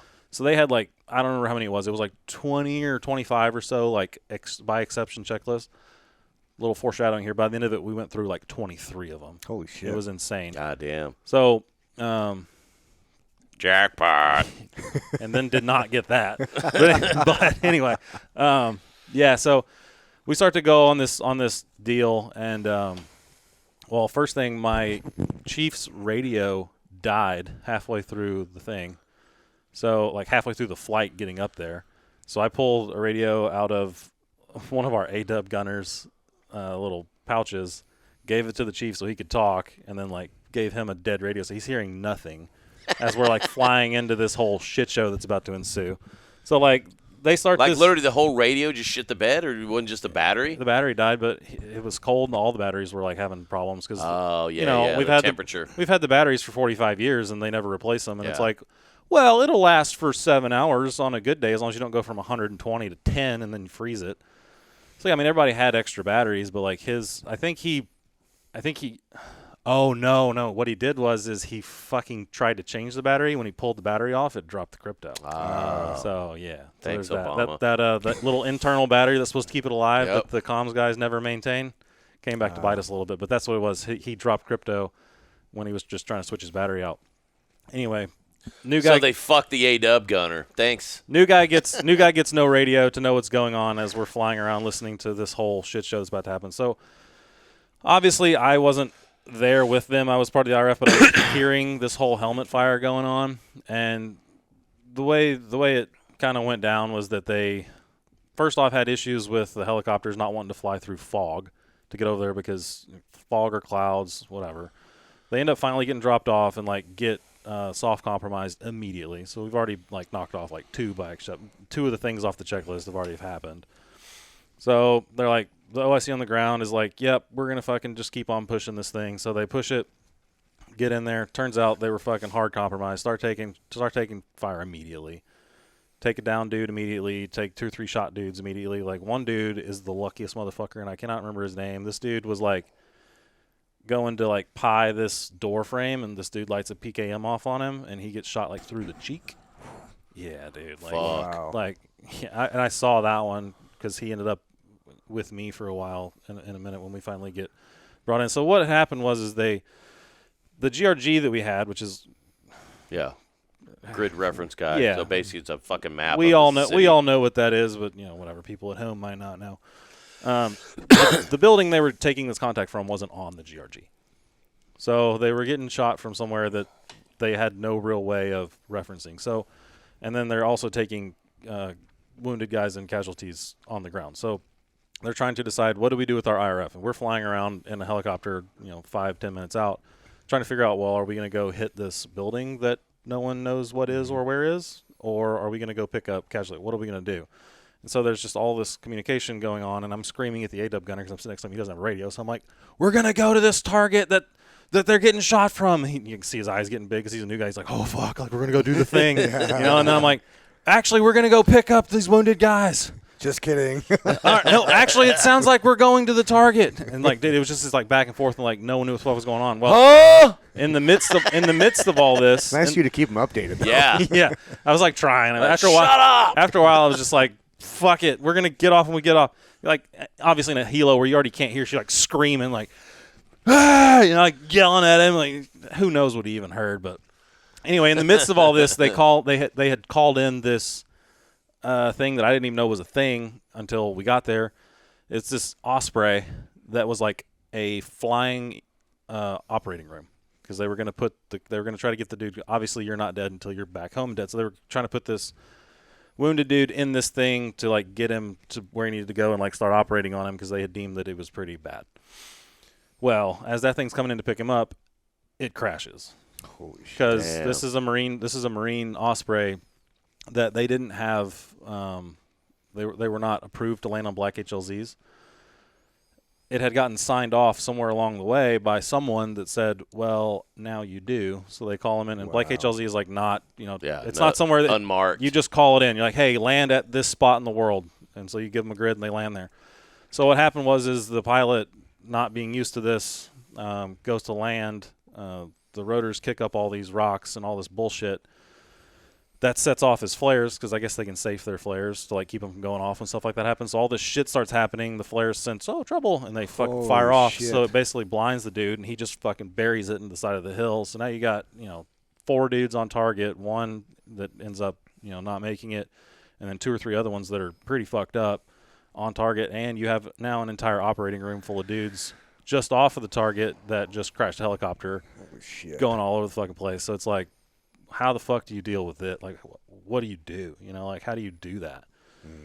And honestly, when I hit the ground, I had no idea where I was. I thought that I was pretty sure we were going to take care of the target, because I was like, in my brain, I'm like, well, what makes sense is that you go deal with the problem first. And I guess along the way, they had dealt with the problem enough, because I remember seeing like cobras and shit flying over, shooting shit. So, they had a stack in the air that was crazy. Like, dude, dude. They had ISR fucking for cast days. stack They had for fucking days. They had drones. They had like 12 aircraft in the sky. So like they didn't need us. Like what we were there for was to go pick up these this crew that just crashed their fucking shit. Actually, to go secure the birds. So what ended up happening is we swapped helicopters with them. So because that thing went down, they pulled casualties into one of the TF-160 birds, and this is a testament to TF-160 and just how good they are. Is one of those pilots flew that fucking bird on the X while they were getting shot at to go pick this dude up. Like, dude, just did it. I remember I could fucking legit. I could see dude. it going on. We were probably, I don't know, 60 or Little Bird? It was 60. Yeah, Those guys are G's. It was dude. probably Those pilots it was are probably 200-300 yards. I remember seeing this dude just setting this fucking bird down in the middle of this fucking, and you can see like laser light show going on and just muzzle flash all over the place, and like you're hearing it, and some of it's whatever, all this shit's going on. You just see this fucking bird just like setting down. And what I learned later is that the door gunners were told, you cannot fucking shoot, because we have 0 Blue Force picture. Wow. We do not know where people are right now. We know that we're landing here to pick up this person, and that is all we know. We're going to go do that. And it's like, That's brother. ballsy, dude. Wow. That's some Good for shit. So, them. yeah, they fucking put that thing down, pick dude up, get him out of there. And then we ended up securing pick up all the wounded, or just the one dude that was most fucked up? They picked up, all the wounded dudes. Yeah. They got them in the TF-160 birds, and they got the flight crew off the Osprey and the TF-160 birds, and they took off for that high top that was out wherever, leaving Damneck and us on the ground to be there. Figure it out. Yeah. We had our ride took off. Their ride, those Indige birds took off as well because of the fog or the clouds or whatever. They're like, hey, we can't fly. We're done. They just bounced. Wow. So this fucking us on the ground dealing with this bird, like we carried demo because like we're supposed to be able to do that. And then those dudes like literally fighting it out, just like right down the fucking street doing their thing. And so eventually the 160 birds they went down, came back, picked up Damneck. We ended up actually getting picked up by the Marine birds finally. So we ended up flying home on the So this is like Marines. 2 or 3 hours later that. Dude, this whole thing took like from start to finish was like 15 hours or something. God damn. Because then we all had to go link up. We all had to go link up at this what they call a forward refueling base. Like they had, I have no idea where the hell this base was, but there was a fucking C-130 sitting on it with gas in it, and they were filling the helicopters off of it because it was so far that the helicopters were all running out of gas and shit. And dude, I remember seeing that one TF-160 bird coming in and it was like out of the movies, like just blood all in it, and like dude, it was just like seeing the looks on the dudes at that point, like we didn't really exactly know what was going on, but like once they all finally landed there, it was just like, oh fuck, Wow. like okay, like some shit happened. Taking some fucking heavies. So yeah, and eventually we all got back to where we came from, but it's wild because that was when I learned. This was back in, what did we say it was, 2018 or something. That was when I learned that the news media is insane, because before I could get home and get showered from this shit, I had fucking texts on my cell phone from like, hey, I know that you're over in this part of the world. Like, did something just happen? And I'm like, No. bro, like, how did that get around the world that fast? Oh, shit. Like, it was like someone on the ground was like, this is happening, right? Like, but dude, it was so insanely fast that like I hadn't even washed my nuts off yet, and like I was getting texts like, hey, were you just in a fight? I'm like, oh yeah, I was there. No, I don't know what happened. Like, I literally don't know what happened. Like, And you were there. and I was there. Like, I wish I could tell you what happened. I just know my part of it, and but the rest of it, fuck, man, I don't know. Like, I can tell you what I thought I heard over the radio, but like honestly, there was a lot of shit. And I'm glad I didn't have dual comms on, because if I'd had like the 2 radios in my ear, I only had the single, and the single was enough. Like, people stepping on people and just the whole net. Like, if you'd had both of them going on, I don't know. Oh my God. Yeah, dude.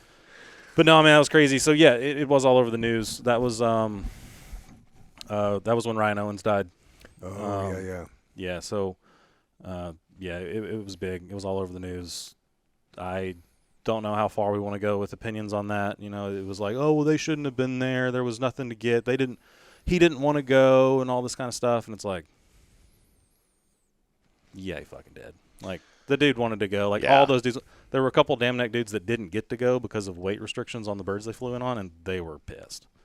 So it's like, dude, like, you can't, like, I understand that, it is a super difficult thing to have your family member killed like that, and especially the fact that, like, it doesn't really seem like they got much off of the target, like, kind of is what it is, I guess. But, like, to go out there and be like, well, he didn't even want to go anyway, and, it's just like, God, guy, like, I was in the room, man, like, I saw the looks on the dudes' faces that didn't get to go. Yeah. Like, yeah, they did want it. Like, Well, those dudes the have been, family doesn't know shit, dude, to be honest. I know. It just sucks, though, to see him go on TV and just, like, badmouth Trump. Like, why would he have done that? And, and I'm not a giant Trump is all kind of person. Like, release the Epstein files, Trump, you dick. But anyway,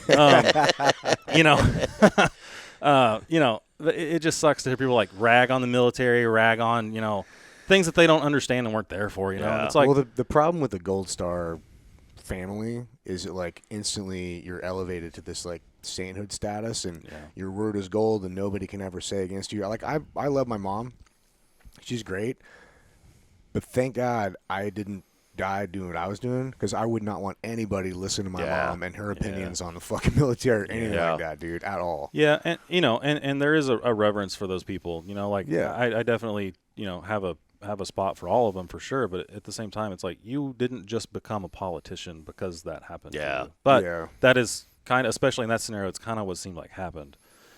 And it kind of sucked to, like, see the news on that, and I was just like, bro, that is not real. Yeah. Like, God damn. Like, well, and I definitely feel like they've taken a little bit better care of, like, Gold Star families, like, than they did in the past. Like, even, like, peacetime, because, like, dude, my wife and her mom are Gold Star.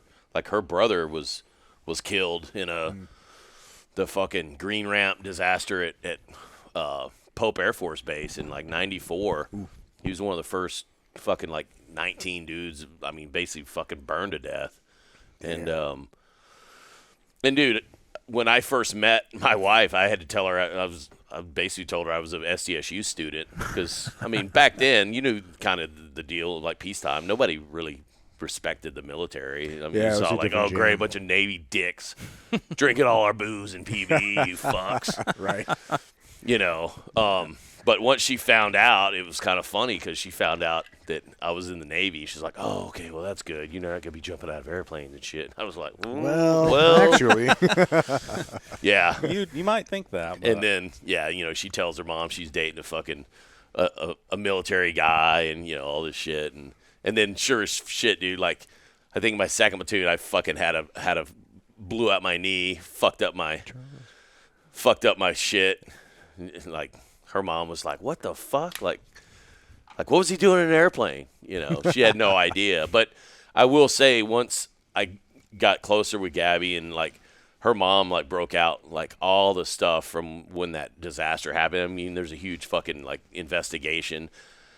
She breaks out this fucking book, dude. It's like the fucking yellow page, and she's like, "Here's everything that happened." And like, we still don't know like why no one was held accountable for shit. And I'm like, motherfuckers, dude. So I'm trying to read through this military investigation shit. It's like reading Greek, you know. It's like this is like 300 people's view of what happened, and so you're reading the same story like over and over and over, and then you get to some other shit. Like basically, what ultimately wound up happening is there's a fucking dickhead who was training a guy in the tower, goes to take a piss.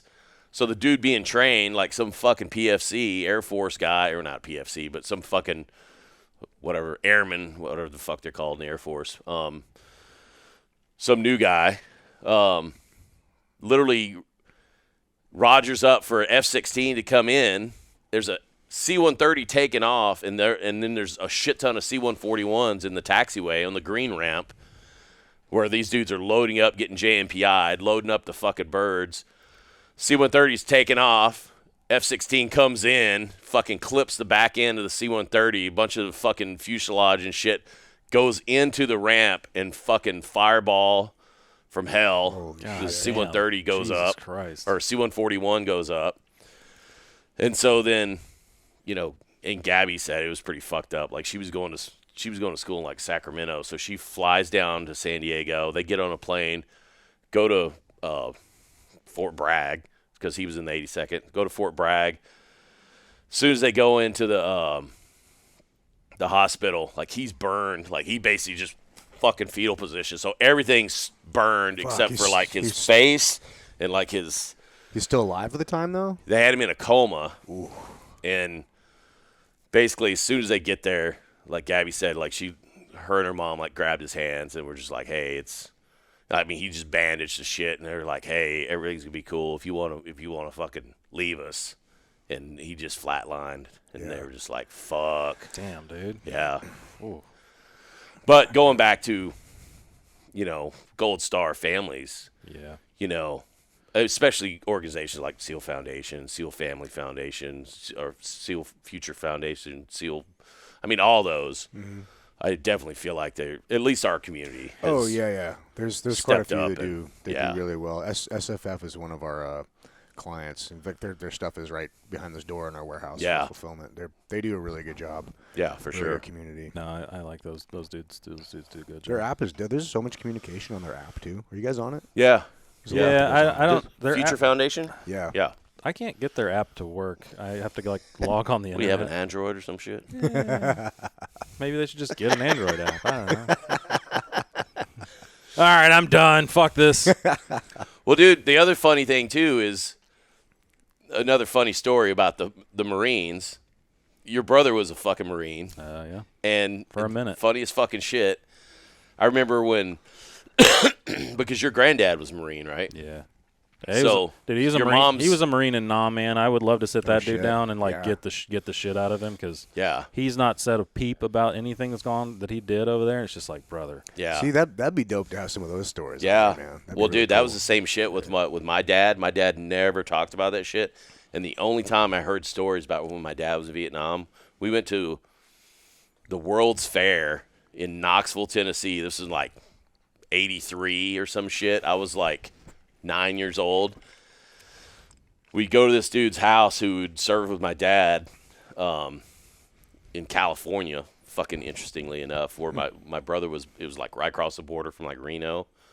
And he was telling, they started fucking getting a little bit after it. And then he starts telling these fucking stories about my dad. And he tells this story because my dad, he had like 4 Bronze Stars and no shit. Yeah, and he got a Purple Heart, but he never fucking wore it. He was like, "Fuck that shit! I ain't wearing that fucking Vietnamese marksmanship medal."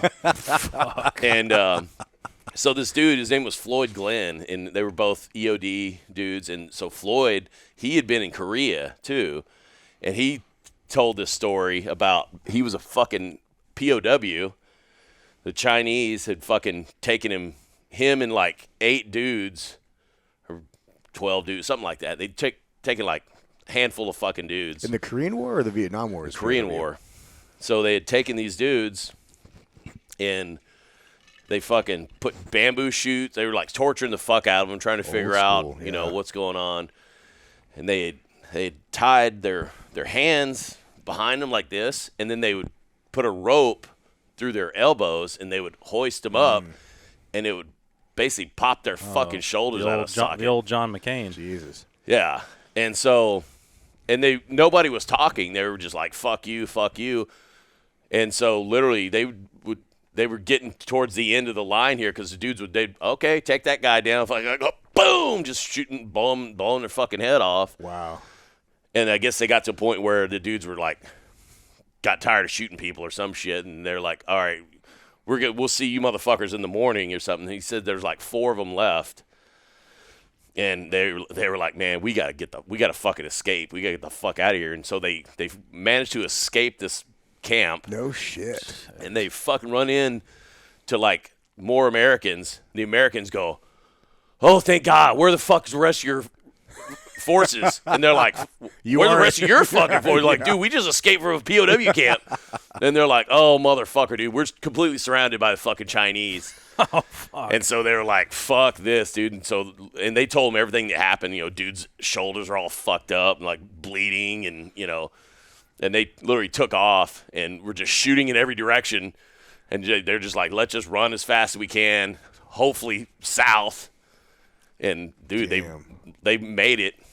And But it was funny. But he told this story about my dad. He was like a squad leader in Vietnam. My dad was he had a Car 15. My dad was older, like when he went to Vietnam, like he was already in E6, so he'd been in the military since like he joined in 55. So when he went, he was already like an E6, and but he said they're taking a 50 cal to another group, and he's carrying this Car 15. And my dad was a big dude; he was like 6'6", and shit. He was carrying the barrel of the fucking 50 just, you know, behind us, like, and then another couple dudes were taking turns. They'd take the 50 receiver, and they'd taken it apart and shit, and but still the tripod big and everything. Yeah. So dudes are carrying that shit, and so this guy Floyd was telling this story. My dad was just like, stop, you know, like, but dude, I know it's coming, and it's fucking awesome. Yeah. So he tells this fucking story. My dad was like 3rd in the line of march, you know, and dude, they got ambushed, and my dad like sees these 2 motherfuckers in front of him just basically like get cut in half by fucking gunfire, and he got shot, but it hit his gun and then fragged his stomach. Oh shit. So then his Car 15 was useless. He's like trying to bring it up, and a dude's charging him with a fucking bayonet. He literally takes that fucking barrel, like beats this dude to death with a fucking 50 cal barrel. Yeah. And then, you know, and then by then the rest of the platoon had got up there and started whacking dudes, but that's so gangster, dude. He was like, and my dad was just like, stop it. Stop you. Yeah. But it was funny. I remember when we moved into our house in Tennessee, like I remember going through like some closets and shit, and like I find like his Purple Heart is still in like the case, never been touched. I was just all like, because he wouldn't wear it. It was fucking funny. But dude, that's awesome. Yeah. But that's a great kill though, man. Oh, with dude. a 50 cal barrel. Yeah. Dude, that's fun. That's all time. That's Yeah. But going back to your brother joining, because, you know, you're saying your granddad was in Vietnam. Yeah. And I remember your mom called me and was like, hey, like, JT's talking about going into the Marine Corps. And I'm like, you should probably talk him out of that shit. His fucking granddad tried to talk him out of it. The Marine was like, we probably shouldn't do that. Yeah. And I'm like, dude, and not JT was. Disclaimer, not that there's a problem with Marines. No, Marines are great. Marines are awesome. They're very. Dude, you're treated like regimented. A fucking animal, man. Like, you got, it takes like fucking 10 years to make E6, and then if you're lucky, you're treated like you're a fucking second-class citizen. But it was funny as shit, because I remember your mom was just like, well, he's kind of set on doing this, and I'm like, I'm like, you should probably try and talk him into going into the fucking teams because at least you're going to get BAH. You're going to get all these special pays. You're treated like a human. Or go be a boat guy. Yeah, well, It's the best kept secret. that too. Those guys do cool Yeah. shit, man. Yeah. I'm Yeah, trying to they get my get all fucking the- nephew to go into SWIC. All They the do dope shit, all dude. the special pays and pretty cool shit for Yeah. not having to get your shit kicked in half as much. Yeah. Yeah, I feel only like a little there's, bit. Yeah, like heck I only heck week. have to eat half of a shit sandwich. I've been on this Reddit forum for well, I've been on a bunch of forums over the years, but the latest one that I'm kind of fucking around with Is it the- called the refrigerator box? Oh yeah, we're getting a refrigerator box patch. So made it's for this sure. like Navy SEALs one. Oh, Dude, I've seen you on there. Oh, really? Yeah. Oh, yeah. I just go in there to talk shit, and sometimes I'll correct his things. his R is / refrigerator box. So, but I'm on there, and there's a lot of it is just kids wondering shit, but it really reminded me that I feel like they're all different. Like the teams have their own culture, Marines have their own culture, Yeah. different parts of the Army have different culture, and I feel like, dude, you got to find one that fits with the culture that you want, right? Yeah. Like I wouldn't have been really good in the regular Navy. I would not have lasted in the Marine Corps, but I feel like the SEAL teams were a really good fit for my personality type. Yeah. But the problem is that Gay. but you don't know what the culture is until you spend some time in there. You Yeah. know? Yeah. And it's tough too, because like the Marines are cool as fuck, and they're very good at what they do. I have a lot of respect for Marines, but it's like I feel like if you want to be a Marine, you have to know that that's the culture you're going into, and Yeah. you cannot deviate from that. Yeah. You know, unless you go to Recon or Force Recon, there's a little more Yeah. flexibility. But dude, they're Or MARSOC. they do not like you thinking out of the box. They do not like Yeah. you doing things that aren't in the SOP. Whereas we're kind of like known for doing that. encouraged. Encouraged, yeah. Like, exactly. dude, be a free thinker, which is weird because I know a bunch of Marines. You know, got one of the guys that just wrapped that show with the armorer. This guy named Tim Burris. He was a Marine, and it's like they have that camaraderie because they all know everybody had to fucking eat a fucking shit sandwich at Yeah, some point, and they're for like, sure. yeah, man, we fucking all ate the same fucking dirt. And that's why they've got that brotherhood. It's a because great they're like, fraternity, man. Oh, for sure. But I just remember when JT he goes to boot camp in Paris Island, and then he has SOI, and of course he's like, I want to be an infantryman. And I'm like, yeah. Telling your mom, like, dude, he is gonna be fucking hating life for about 3 fucking years. Yeah, you did. And sure as shit, she calls me. She goes, yeah, he's at going to SOI at Camp Lejeune. He's not allowed to have a fucking vehicle. He's not allowed to. He has to wear his uniform all the time. I'm like, yeah. I told you he's going to be treated like Yeah. a fucking. It's unfortunate. I done told you infant. so. Yeah. No, it you know, I think that you nailed it. Like there are people that are very good at like I don't know if good's the word, but very comfortable and they fit into that. Yeah, some culture. people thrive in that. They really and, do. and it's not like a hit on them at all. They No, just no. like Yeah. that's just like they It fits for them. that right. yeah. And I know several Marines that they love it and they have Yeah. had no issues in their entire career. My brother is not one of them, and it's like, would he have made it through buds? I like to think probably not, but He was pretty athletic though. dude, he was way more athletic than me. He was like starting on the varsity football No, that's team what as I'm a saying. freshman. Like, why wouldn't he? Why wouldn't he have made it? I fucking was the bench on Or the football team. was he one of those guys that would have been like Well, Too so talented. too talented, like we were saying before? No, so here's the downfall. So that motherfucker killed it forever, and then second year he played high school football, he started getting fucking hit because he started playing, and he got his bell Got rung a his couple bell rung, times yeah. and completely quit football because of it. Yeah, And it's like, dude, nah, you're gonna get fucked up in the teams. Like that shit's gonna hurt. yeah. Like just getting through training is gonna hurt. Like you're gonna lose the top of your head. It's gonna Yeah. be non-existent. Rubbed off. Like- Yeah, I think because I look at it as an instructor for a long time, and you've been an instructor, man. It's like you can never tell if somebody There's no has mold, inside. man. It's fucking No, crazy. there's not, and you're right, and I'm just giving him a hard time because Oh, of I'm course, his yeah. older brother, and he's never going to be as good as me. Of I course. think the one Fucking Marine.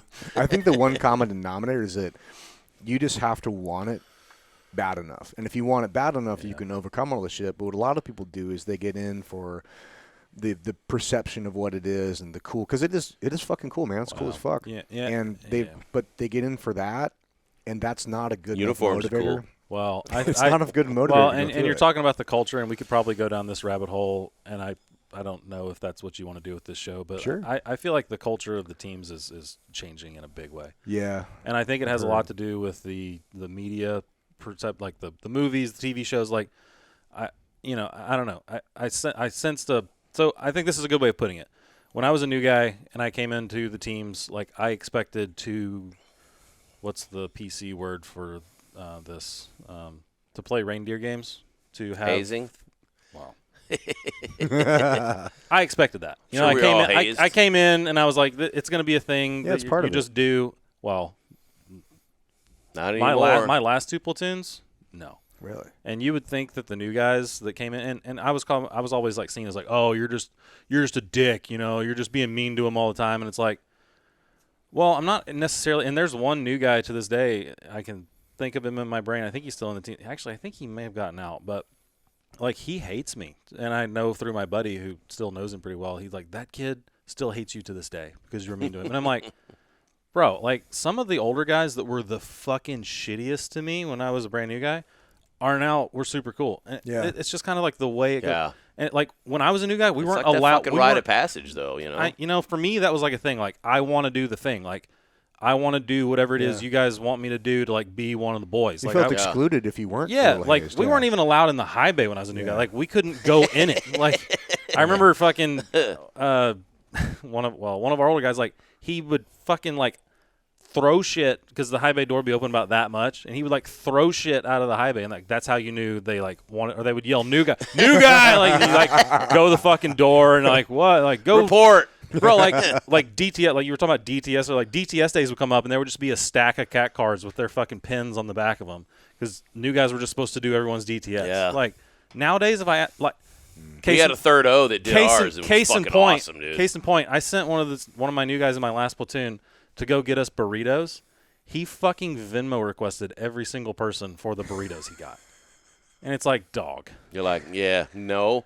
When I was a new guy, if you were the new guy at the bar, you may as well just put your card up there because you were paying for drinks for Oh, everybody fuck all yeah. night. Like Yeah. you were going to be poor by the end of the night. Yeah. Like, I remember and there that was shit no as a new guy, there was man. no Venmo requesting. It wasn't like, Yeah. hey, I'm going to get paid back, right? And they're like, no. Like the only No, the you're only not. good thing about whenever I was a new guy is the fact that I lived in PB and I was in a platoon with only one other dude that wasn't fucking married. I mean, or had a very serious live-in girlfriend or some shit. But the fact of that was, but on the road, dude, all bets are off because my first OIC, our rule or his rule was like, no matter where the fuck we're at, the first night, everybody goes out. And, dude, we would go out and it would just be like, well, looks like I'm putting my credit card on the fucking bar and buying everything. It you helps. know? Drinking helps with cohesion. It really Yeah. does help with unit cohesion. Well, dudes would we go and have one beer and leave, or Yeah. guys would stay Fair for enough, more. yeah. But that was literally the rule whenever I ran that TLD shit in Heidelberg. I'm like, hey man, first night everybody's fucking going out. You can go and have a beer or no beers, Yeah. but you're gonna fucking show up and you're gonna Exactly. see everybody else, and then you can go do whatever the fuck you want to do. Mm-hmm. But Yeah. Yeah, sometimes you have to force it, but it's Yeah. yeah. But also, there's like as far as the hazing thing, there's two different degrees of hazing. There's like the hey, welcome hazing. Yeah. Where it's good natured. You get fucked with, but not fucked up. Yeah. And there's other hazings where like, Then ooh, that's a there's Kevin. Then that's a there's Kevin correction type hazing. hazing. Yeah. well, yeah, there's you like get that could have killed you, Hazing. you get that training creep. Yeah. Where you're like, yeah, maybe, oh, fuck, man. We just broke some dude. Yeah, they're getting hot Like, sauce, get whoa. Tabasco bottles shoved in their butts and stuff. Yeah, I'm like, fuck that's that a little shit. overboard, dude. Yeah. I don't know. Yeah. No, Know that. I thought we had a pretty good system worked out where like each block of training there was like a thing, and like you know I guess for example like at Nyland we would always do Edward 40 hands. Oh yeah. So That's cool. we go out and make Yeah. the all the like tape it, do the whole thing, tape kinda it, fun, tape it to yeah. their hands, make them do Edward 40 hands, and then the two losers had to row off against each other for the final loser. So one of Row? them was row like with a Concept fucking rower, two? like Oh a no fucking shit. rower. After 500 meter 240s? row, yeah. Yeah. Oh, that's Well, dude, rough. one of the deployments we had this new guy that didn't drink, and honestly, the dude didn't drink, but like you said, he was there. He was out. Like if we were out, he was there. He wasn't drinking. He would drink water, but he was out. He was hanging out. You got to and drink. then You just got to be part of it. Edward 40 Hands, we gave him 2 half-gallons of milk. Dude, that's awesome. Yeah. Fuck. That's worse. It was disgusting. It was fucking gross. But dude, he fucking like anything that was like booze involved, we would just give him milk. Like, here you go, man. Like, yeah, you're gonna puke, but like, so are they. Yeah. You know, but like exactly. That's like, a fun way to do it. Like you we know, did, so that was what we did. Was like Yeah. it was like we called it. That's what team building exercises were. But like everyone was involved. Like the entire platoon was involved. Yes, it was a competition for the new guys, but like the older guys were there. it like makes it fun. fucking Oh, we doing we it would too. have new guy super challenges. So we'd do the same shit. Like habitually, like the dude would at CQC, you're like, hey, butt ass naked, gas mask on, and you guys are gonna race, and we're gonna sit here with Sims, and we're gonna fucking In the house, we started doing what we called Yeah. the rat maze in the house. yeah. The rat maze. That was like what we looked forward to at CQC. Oh, you guys are super creative. We just had to do the dance of the flaming assholes around a campfire or something. Right? Yeah, that's a good one too. Yeah, we would. Yeah. You want to explain that so people know what that is? Dude, there was a thing I saw on Instagram the other day. Somebody was was explaining explaining that, and I actually put on there. I go, dude, that's a actual well documented Frogman from Yeah, like I thought that was just us. yeah, like basically you fucking drop trowel, you fucking take a fucking toilet paper, stick it in your ass. With a long line of toilet paper. Yeah, the taller you are, the better, because it has to touch the ground, and you fucking either light it or typically it's around a campfire. Fucking light that bitch, and you have to fucking chug, and before that motherfucker reaches your ass. Oh, so we had to do laps. So the competition was how many laps around the campfire you could do before it burned your ass. Oh, okay. Yeah. That's a different way of doing it. Yeah, we would chug, and then it's funny too because like I know one of the squadrons, Dam Neck, they would have to yard in to their meetings, Yeah. and dudes would have to yard in with the fucking flaming wow. fucking toilet paper. Oh, fuck. dang. That would pay to be tall. Oh, dude, yeah, dudes are Fuck. like, I'm and dude, they're I'm 7'5". I'm killing it. they're fucking like half yards of beer with like Dude. two All the shots of extras. Jack Daniels in there, and Ooh, like some dip spit. I was like, yeah, I don't know if they went that far with dip spit, but dude, that's some disgusting ass shit. And I think when we have Dirty on, oh yeah, man. Oh, Dirty's coming over here for this? well, hopefully we're trying to get him on, but he I'm lives gonna in have to sit in Arizona. the. I'm gonna have to sit in the corner and jerk off for that one. Oh my god, dude! I remember when he was a new guy and would chug a fucking Gatorade, like literally chug a Gatorade bottle with piss and dip spit in it. I mean, he vomited everywhere. He used to do but- that for fun though. Yeah, dude, it was fucking weird. There's been a lot of dirty Dans in the teams. Dude. He is the No, dirtiest. that the is- dirtiest. He's the No, dirtiest. that is the one, dude. Yeah. That is the one. Like people talk about dirty Dan, like that is the Dude, I remember one like time. just dirty. Just anyone says dirty, it's like I don't think of anyone except for Yeah. fucking him. Yeah. So he used to roll around. He was roommates with Big Head and Bito Yep. at the time. And Mikey and I lived, a couple blocks away in PB, but we used to come over to their house all the time and party. And one time, well, two stories about this, but one time we're out at PB Bar and Grill Yeah. before it was now Mavericks, and it was him and there was another guy, I forget his name, but he was pretty fucking hard charger too. So they would go back and forth on like who could gross each other out the worst and shit. So we're there's like 6 of us at this big long table at PB Bar and Grill, and they were going back and forth and drinking, and then one guy would take his glass and pee in it and then put it on the table, and the other guy knew he did it, just look at him and drink it, and they were going back and forth, and then That's that fucking is disgusting. disgusting, Dude. and that got out of hand, and then somebody threw some chicks were complaining about something, and then somebody They're drinking their own piss. something like that. Classic chicks just complaining about bullshit. And then so I think somebody threw a bottle of either beer or piss on her, and then big fight erupted. And we're like, anyway, that was like kind of like going out with Dirty Dan back in the day. But he's making a change, dude. Like I love who he is then. Yeah. But I love who he is now Yeah. too. He's one of the people that I'm like, dude, it's so cool to see. Yeah. I don't say growing up, but like how people He evolved. metamorphoses, they Yeah. evolve. Yeah, it's been really cool to see. yeah, So it's I'm crazy only what it's crazy what prison will do for you. I'm only gonna do one story because he's not here. But I just remember we're in San Luis Obispo, and we're at that Frog and Peach bar, and I walk into the bathroom, and I think Big Head is in there pissing, Dirty's in there pissing, And then there's a guy that had walked in the bar before me, or walked in the bathroom before me. And Dirty looks back. He's like, "Oh, hey, Kevin." And this guy, like, looks at me. And then by the time he turns back, he's pissing a fucking fountain. And he used to drink gin and tonic. He's got his glass out there. And then he starts drinking. This guy fucking pukes all over the fucking floor right in front of me.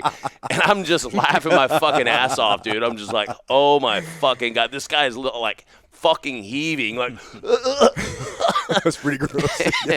just, pissing a fucking, an arc. And then he starts drinking. I was like, It's impressive, dude. good job, Dirty.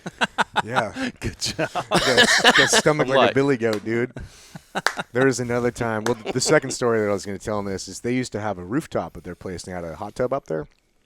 I used to have parties all the time. And this one guy, so they were in a naked party in the hot tub. And I was up there. I think there was a chick involved. I don't know. But anyway. Refrigerator box for sure. So this one dude came up, and he was so fucking annoying. Not a teen guy, regular dude, but like just always trying to like hang out. But he wasn't funny. He wasn't cool. He was just one of those obnoxious people. You're just like, bro, why nobody likes you? Why do you hang out? You know?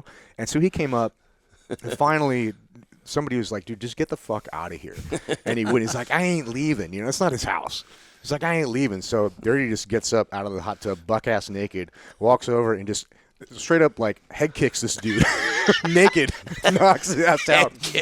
Head kicks, knocks him out naked, and then just walks back in the hot tub. Like, yeah, whatever. Fuck this guy. Oh, my God, dude. Yeah. Oh, there's one time also, speaking of head kicks, dude, I've been in a lot of fights, and I've never been confident enough with my kicking to try a kick. So I'm very jealous of dudes that are confident enough to do it. But I saw a video with Bito pull it off one time.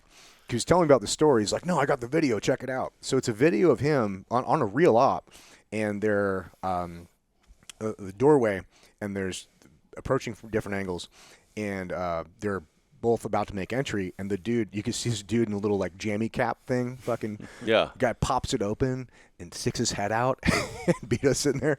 He just goes whack, head kicks the dude, and you can see the guy's hat just his head goes back, and his hat just goes boop, falls on the ground, and then they make entry. Oh my like, God. dude, that's so fucking rad. Dude, that's awesome. When are you gonna get him on here?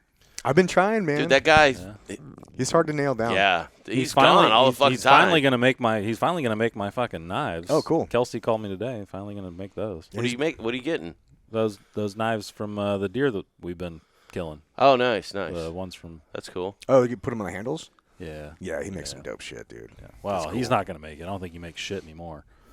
He didn't have to. The guy literally travels the world and hunts shit. Just killing shit. all over Dude, the he's place. he's like Tristan from Yes, dude. what, A river runs through it, no, or Legends of the Fall. Legends of the Fall. Yeah, He's like boar tusk, and you know Dude, totally. he'll come back and visit and have like all this shit. Like, Right. Here's a fucking animal head. You know, Dude, he is I fucking can't imagine what his Tristan. house looks like with all the fucking dead animal shit that he's killed over the Oh, I years. bet. But Yeah, he's got some.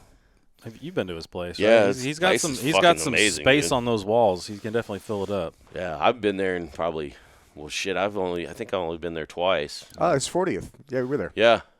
Yep. Yeah. But I've been there once since then. It's a nice when spot. he actually had some more shit up on the walls, but I haven't been there in probably a couple of years. He's got his range done now too. Dude, he was. Oh, I yeah. saw him at SHOT Show because I was there, and he. Actually, funny enough, I fucking bumped into Kelsey getting on the plane. I flew to SHOT Show with Kelsey. On Oh, the that's plane. hilarious. Yeah, and then bumped into him again, and yeah, dude, I'm trying to take some cops and shit over to his place on his range. He was like, dude, you should come like do some training out of my place, and I was like, Dude. let's fucking Fuck do yeah. it. Like, He's such a giving guy, man. Yeah, man, We've like- done a couple of photo shoots at his house. Sometimes when he's not even there, he's just like, Yeah. dude, yeah, use all the fucking shit. I'm like, dude, he's such a fucking rad. Yeah. Good Yeah. dude, man. for sure. We You hear want to that, wrap Bito? this shit Get up on- or get on what? the fucking podcast. I know. Do we want to talk about this? Oh yeah, so people have been. Oh, I can't reach out. Sorry. Jesus Christ. People have been sending us some stuff, and I don't know. I feel kind of obligated to share stuff anyway. No, fuck yeah. But I didn't know this guy, and he sent it to me. He seems like a cool dude. So I was like, all right, I'll try it out. These little twigs, like Miami Vice is, I guess, is the flavor. Twigs is the thing. So they're what do you call it? Paper clips, toothpicks? Toothpicks. Those are toothpicks. Yeah. Paper clips. Very different from a toothpick or a paper clip. Yeah. And they supposedly have nicotine in them. Oh, no fucking way. Yeah. So I'm like, I'll try it out, dude. Well, I'll just do 10 milligrams because I also have these Alps here, which I saw you put one in, and Yeah, you they're didn't die. good, You man. didn't die. So there's No, they're that. good. Yeah. Yeah. But they're pretty good. I How don't much know. nicotine is in it? I don't know.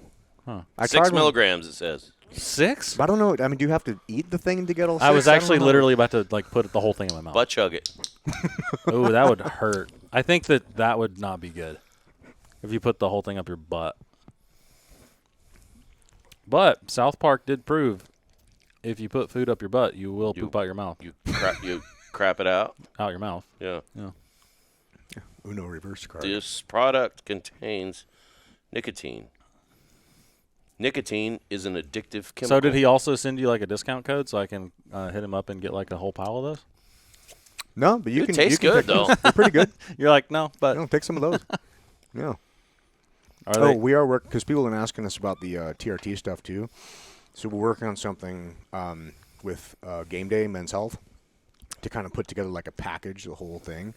Should be pretty cool, man. They've been super awesome to work with. I've been doing them for the last couple months, and like it's nice to have like they actually give a shit. Like the doctors are down, do whatever. Dude, that's what Which turned one? me off the Real most. blood work Whenever I and everything. first start doing TRT, man, I would go. Well, I'm not even gonna. I don't want to blast the fucking company, but they were like, "Yeah, you probably need to come back like every year and have your blood work done." I'm like, "Every Really? fucking Year? year?" I'm like, "Dude, probably like every 3 or 4 months." Yeah, I'm doing it every because they're I'm at like 1,500 right now, which is a bit high. We can tell.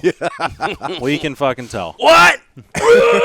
That's why I've been watching my words. Well, the chart only goes to 1,500. That's off the chart. So we're assuming Jesus it's Christ. 1,500. Game Day got you up to 1,500. No, they didn't. I didn't think Just so. call it 15. They're correcting what I was on before, but also I'm on less than 200 a week. So now we're going down to like 170 a week. Oh, So 200 per milliliter. Yeah, so it's not. Cypionate? Yeah, but it's not a lot. So now I'm doing 170. They're Dude, I trying, was like they're that. trying to get me to like 1,200. Did you ever think of just not doing it? not doing what? Juice? Test? Test? Yeah, No. I wasn't on it for years. I didn't start doing test until like 3 or 4 years ago. I mean, was if doing you're all at kinds of other shit. 1,500, do you really need any extra? I was at 273 before. Dude, That's when right. I was at That's around- 31. There he is. There he is. There he is. I started in 2015, so I've been on the shit for like 10 years. Yeah. And, yeah, when I first got on it, I went to that brain center down in Irving, and they were testing all our shit. They're like, yeah, your shit's fucked up. They're like, your IGF-1 levels are super low. Your test is like 31. I go, is that bad? They're like, yeah, it's supposed to be like at 1,000 or like 750 to – Yeah. I was like, whoops. Yeah. They're like, yeah, when it's double digits, that's not good. Yeah, I've been I was doing like- black market Yeah, stuff. I think most of like my chick. life, I think chicks are at like 30. Well, I was 31, so yeah. Oh yeah, so you're Pretty good. You're doing great. Actually, you don't need shit. but they've been good. I think we're close to putting together like a package. Be pretty neat, and then Yeah. I don't know. We'll see how it goes. A Liberty wrist package The for all of Liberty- your bar fighting needs. Fuck yeah, dog. Dude, that'd be awesome, though. Totally. Dude, so Totally you know, marketable. You know, it's What? I think it is a little. I think it's a little uncanny that I have noticed as I have gotten larger, I have gotten into more fights. It's like dudes at bars want to fight bigger dudes. They do. It's weird. Yeah, it is fucking Like weird. it's like, why are you doing this right now? I don't know. As I've gotten older, though, I've learned there's a trick. There's a trick to bar fighting. it's called carry a pistol. You actually, well, just not the 320 apparently, because I guess it'll shoot your balls off. Yeah. Whatever. But no, so you like, oh yeah, man, let's fucking go outside. We're gonna fight. Like, all right. So then you like go outside, and then you just walk back in and tell the bartender or tell the bouncer he was trying to fight you, and then he gets kicked out, and you get to stay in the bar. Ooh, that's a good one. I've done it a bunch of times now. It works great. Really? I'll have to try that. Dude, Or push it's the guy insane. into the bouncer. Well, on the way out. usually I push the guy and then walk back in and be like, yo, that dude was just trying to fucking fight me. I wouldn't let him back in. 9 times out of 10, they will let them back in, but they're going to be so pissed off that they fucking cause a scene and then they get kicked out anyway. Yeah. 60% of the time it works every time. Kind of like Tiger's Blood. Well, it's a big liability for them to let the guy in knowing that. Yeah. And then get in a fight. That's a big Dude, liability. it's for them. work. Why don't you just punch him? Well, because That works too. I'm past those. I'm past those days. Punching people hurts, dude. It does. Dude, my hands are all fucked up, dude. Like I got this fucked up like trigger finger on one hand, and this one, like if I like my middle finger, like I have to physically like open it. Oh, like, shit. it's real hard to give the bird now. You kind of just gotta like. No, I can do that. Oh, weird how that works.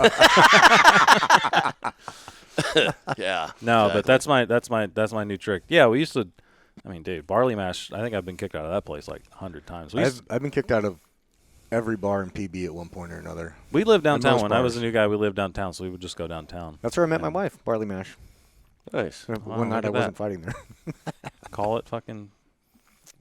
Yeah. I don't know. Yeah, I met my wife in PB. See? It's fucking weird. Drinking works, dude. Yeah. I enjoy drinking. I think it's a overall net positive. National pastime. Well, as long as excuse me, as long as you do it responsibly. Like we all know people who are like, man, you should probably not drink. Yeah. Oh, yeah. Yeah. Yeah. Or they Which go is sober and which you're is like, that's a great. good Like, idea. and it's actually pretty cool. Give a little plug to Marcus Capone and Vets. Oh, yeah. Amber and Marcus throwing like their foundation has been really fucking good to getting dudes off the sauce. Yeah. That, you know, short of 12-step programs and shit Mm-hmm. like that. I mean, dudes are going down there and doing the ibogaine treatments and stuff, and Yeah. 5 whatever it is. 5-MeO. Yeah. Oh yeah. Yeah, I think Gut's a really good example of that dude because he's always got such a big personality, but even him not drinking, it's still a huge Yeah, personality. he's still there. Yeah. Like me not drinking, not nearly as interesting. I'm way funnier when I'm drinking. That's why I've been pounding booze the whole time. It Makes him funnier. Yeah. makes me better looking. Yeah. Laugh at Ryan's jokes a little bit more. All right, so I know we got to wrap up soon, but let's. So what are you doing now? Let's transition into that. Yeah. So I guess at this point I'm kind of a free agent. I do a lot of things. Two chicks at the same All time. this last week I've been hunting coyotes for money, which is fun. I've with just a knife. with just a knife. Been crawling around in the bush. No, I started. Well, I don't work for them. I contract with them, wildlife management company. So it's actually a pretty cool job, and it transfers well for team guys. There's several team guys that have worked for the company. It's a weird mix because they have biologists who you would think are like super nerdy, like Tree weird. huggers. Yeah, and Sam, you are a super fucking nerd when you see this, and I hate you. But no, he just went to the airport this morning. But no, he was like, it's kind of a funny mix where like they need the biologists because they understand like the ecosystems and all this kind of stuff, and like at the end of the day, like the job is to balance it. And so, unfortunately, sometimes to balance an ecosystem where there's a bunch of invasive species, you have to completely eradicate thwacking that shit. entire species. So there's places like Lanai and Hawaii where like deer are literally eroding the entire island away. And a lot of people don't know that pigs, wild boar, whatever, are responsible for, I think it's like $3 billion worth of property damage every year. Yeah, pigs are dicks, Yeah. dude. They're the worst, and they're completely and they reproduce like crazy, and they Yeah. have very few natural predators. Like even like cougars and shit, they ain't fucking with pigs. Like, so They don't like pork. They're yeah, Muslim. so it's a super interesting job, and I've enjoyed it. Just contracting with those guys. Every year I go work for them. I'm not going to say names of companies or where we work because of fuck you, Yeah, Peter. for sure. But every year I go work and we go get rid of deer and pigs in this area where they're super invasive and crawling through the jungle, and it's honestly the most like team guy like thing you can do because like you're hunting a thing again, and like Dude, I wonder if Lanai, if they need people to go to Lanai and kill fucking deer, because that's basically Larry Ellison owns that Yeah. fucking island. well, I can tell you that the answer to that is yes. He owns And like 98% of the island. the answer to that is yes, and that is in the works. Oh, nice. That's cool. So, yeah, I mean, it's honestly, as long as urban sprawl happens, like, the need for this is going to always be there. That's because, cool. like, the reason why we were working here in Rancho Santa Fe was because of, coyotes. Like, coyotes are Killing people's fucking pets and shit. Yeah, biting. Like, the reason why is because it was, biting a dog, and they were cornered a couple people that were living there, and, like, the problem is, though, is if you can't control it, you're never actually going to be able to fix it. So, yeah, we can shoot however many coyotes you want over there, but at the end of the day, they're not going to go away. Yeah. And some of the other everywhere. places in the world, we, like, literally have huge chunks of jungle fenced off, and, like, you just run dogs in it and just root them out, and you can get to literally zero. Like we have zero now. But then you work yourself out of a job. No. No, that's like, other than like healthcare, that's probably one of the only jobs that's like guaranteed never going away. The company has jobs. They have jobs all over the place. They do work in large metropolitan areas, places where people wouldn't imagine it's happening, just shooting deer in people's backyards, which is why Are you shooting your own guns? Because you're doing a lot of gun building now too, right? Yeah, so we were getting to that. So that's kind of why they look for people like me. So I also have started doing some firearms training.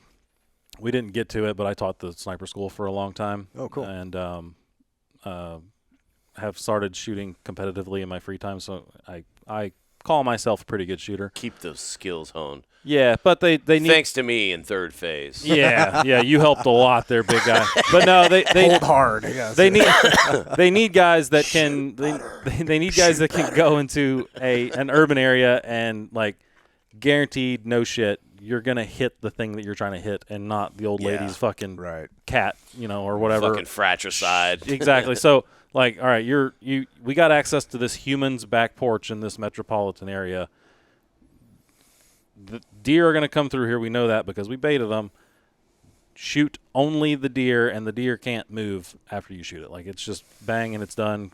Bag it up. No one even knows it happened because obviously it's a touchy subject. The general population is like, well, that's terrible. And it's like, okay, well, if you would like, deer and pigs to overrun your, entire city, then that's great. Like, and I don't know if you saw it in the media, but the people who disagree with the way we do things won, and they released a bunch of wolves into the wild in Aspen. About that. And the wolves started just fucking everything up. Dude, killing cows, killing dogs, killing fucking flows like wine. Dude. Yeah, so, like people are like, "Oh, well, why don't you just release more natural predators?" And it's like, "Okay, well, we can do that, but just know that they're indiscriminate. Like, I'm a human, I will kill the thing I'm supposed to kill. You release a natural predator, it's going to kill whatever the hell it wants or can get its hands on, your dogs, to include your dog, kid. your dog and cat and your baby." So, that's part of it. But, I've also been doing training. So I started a company doing firearms training. We do pistol, rifle stuff, but my emphasis is on, like, the long-range stuff. I've kind of nerded out on that.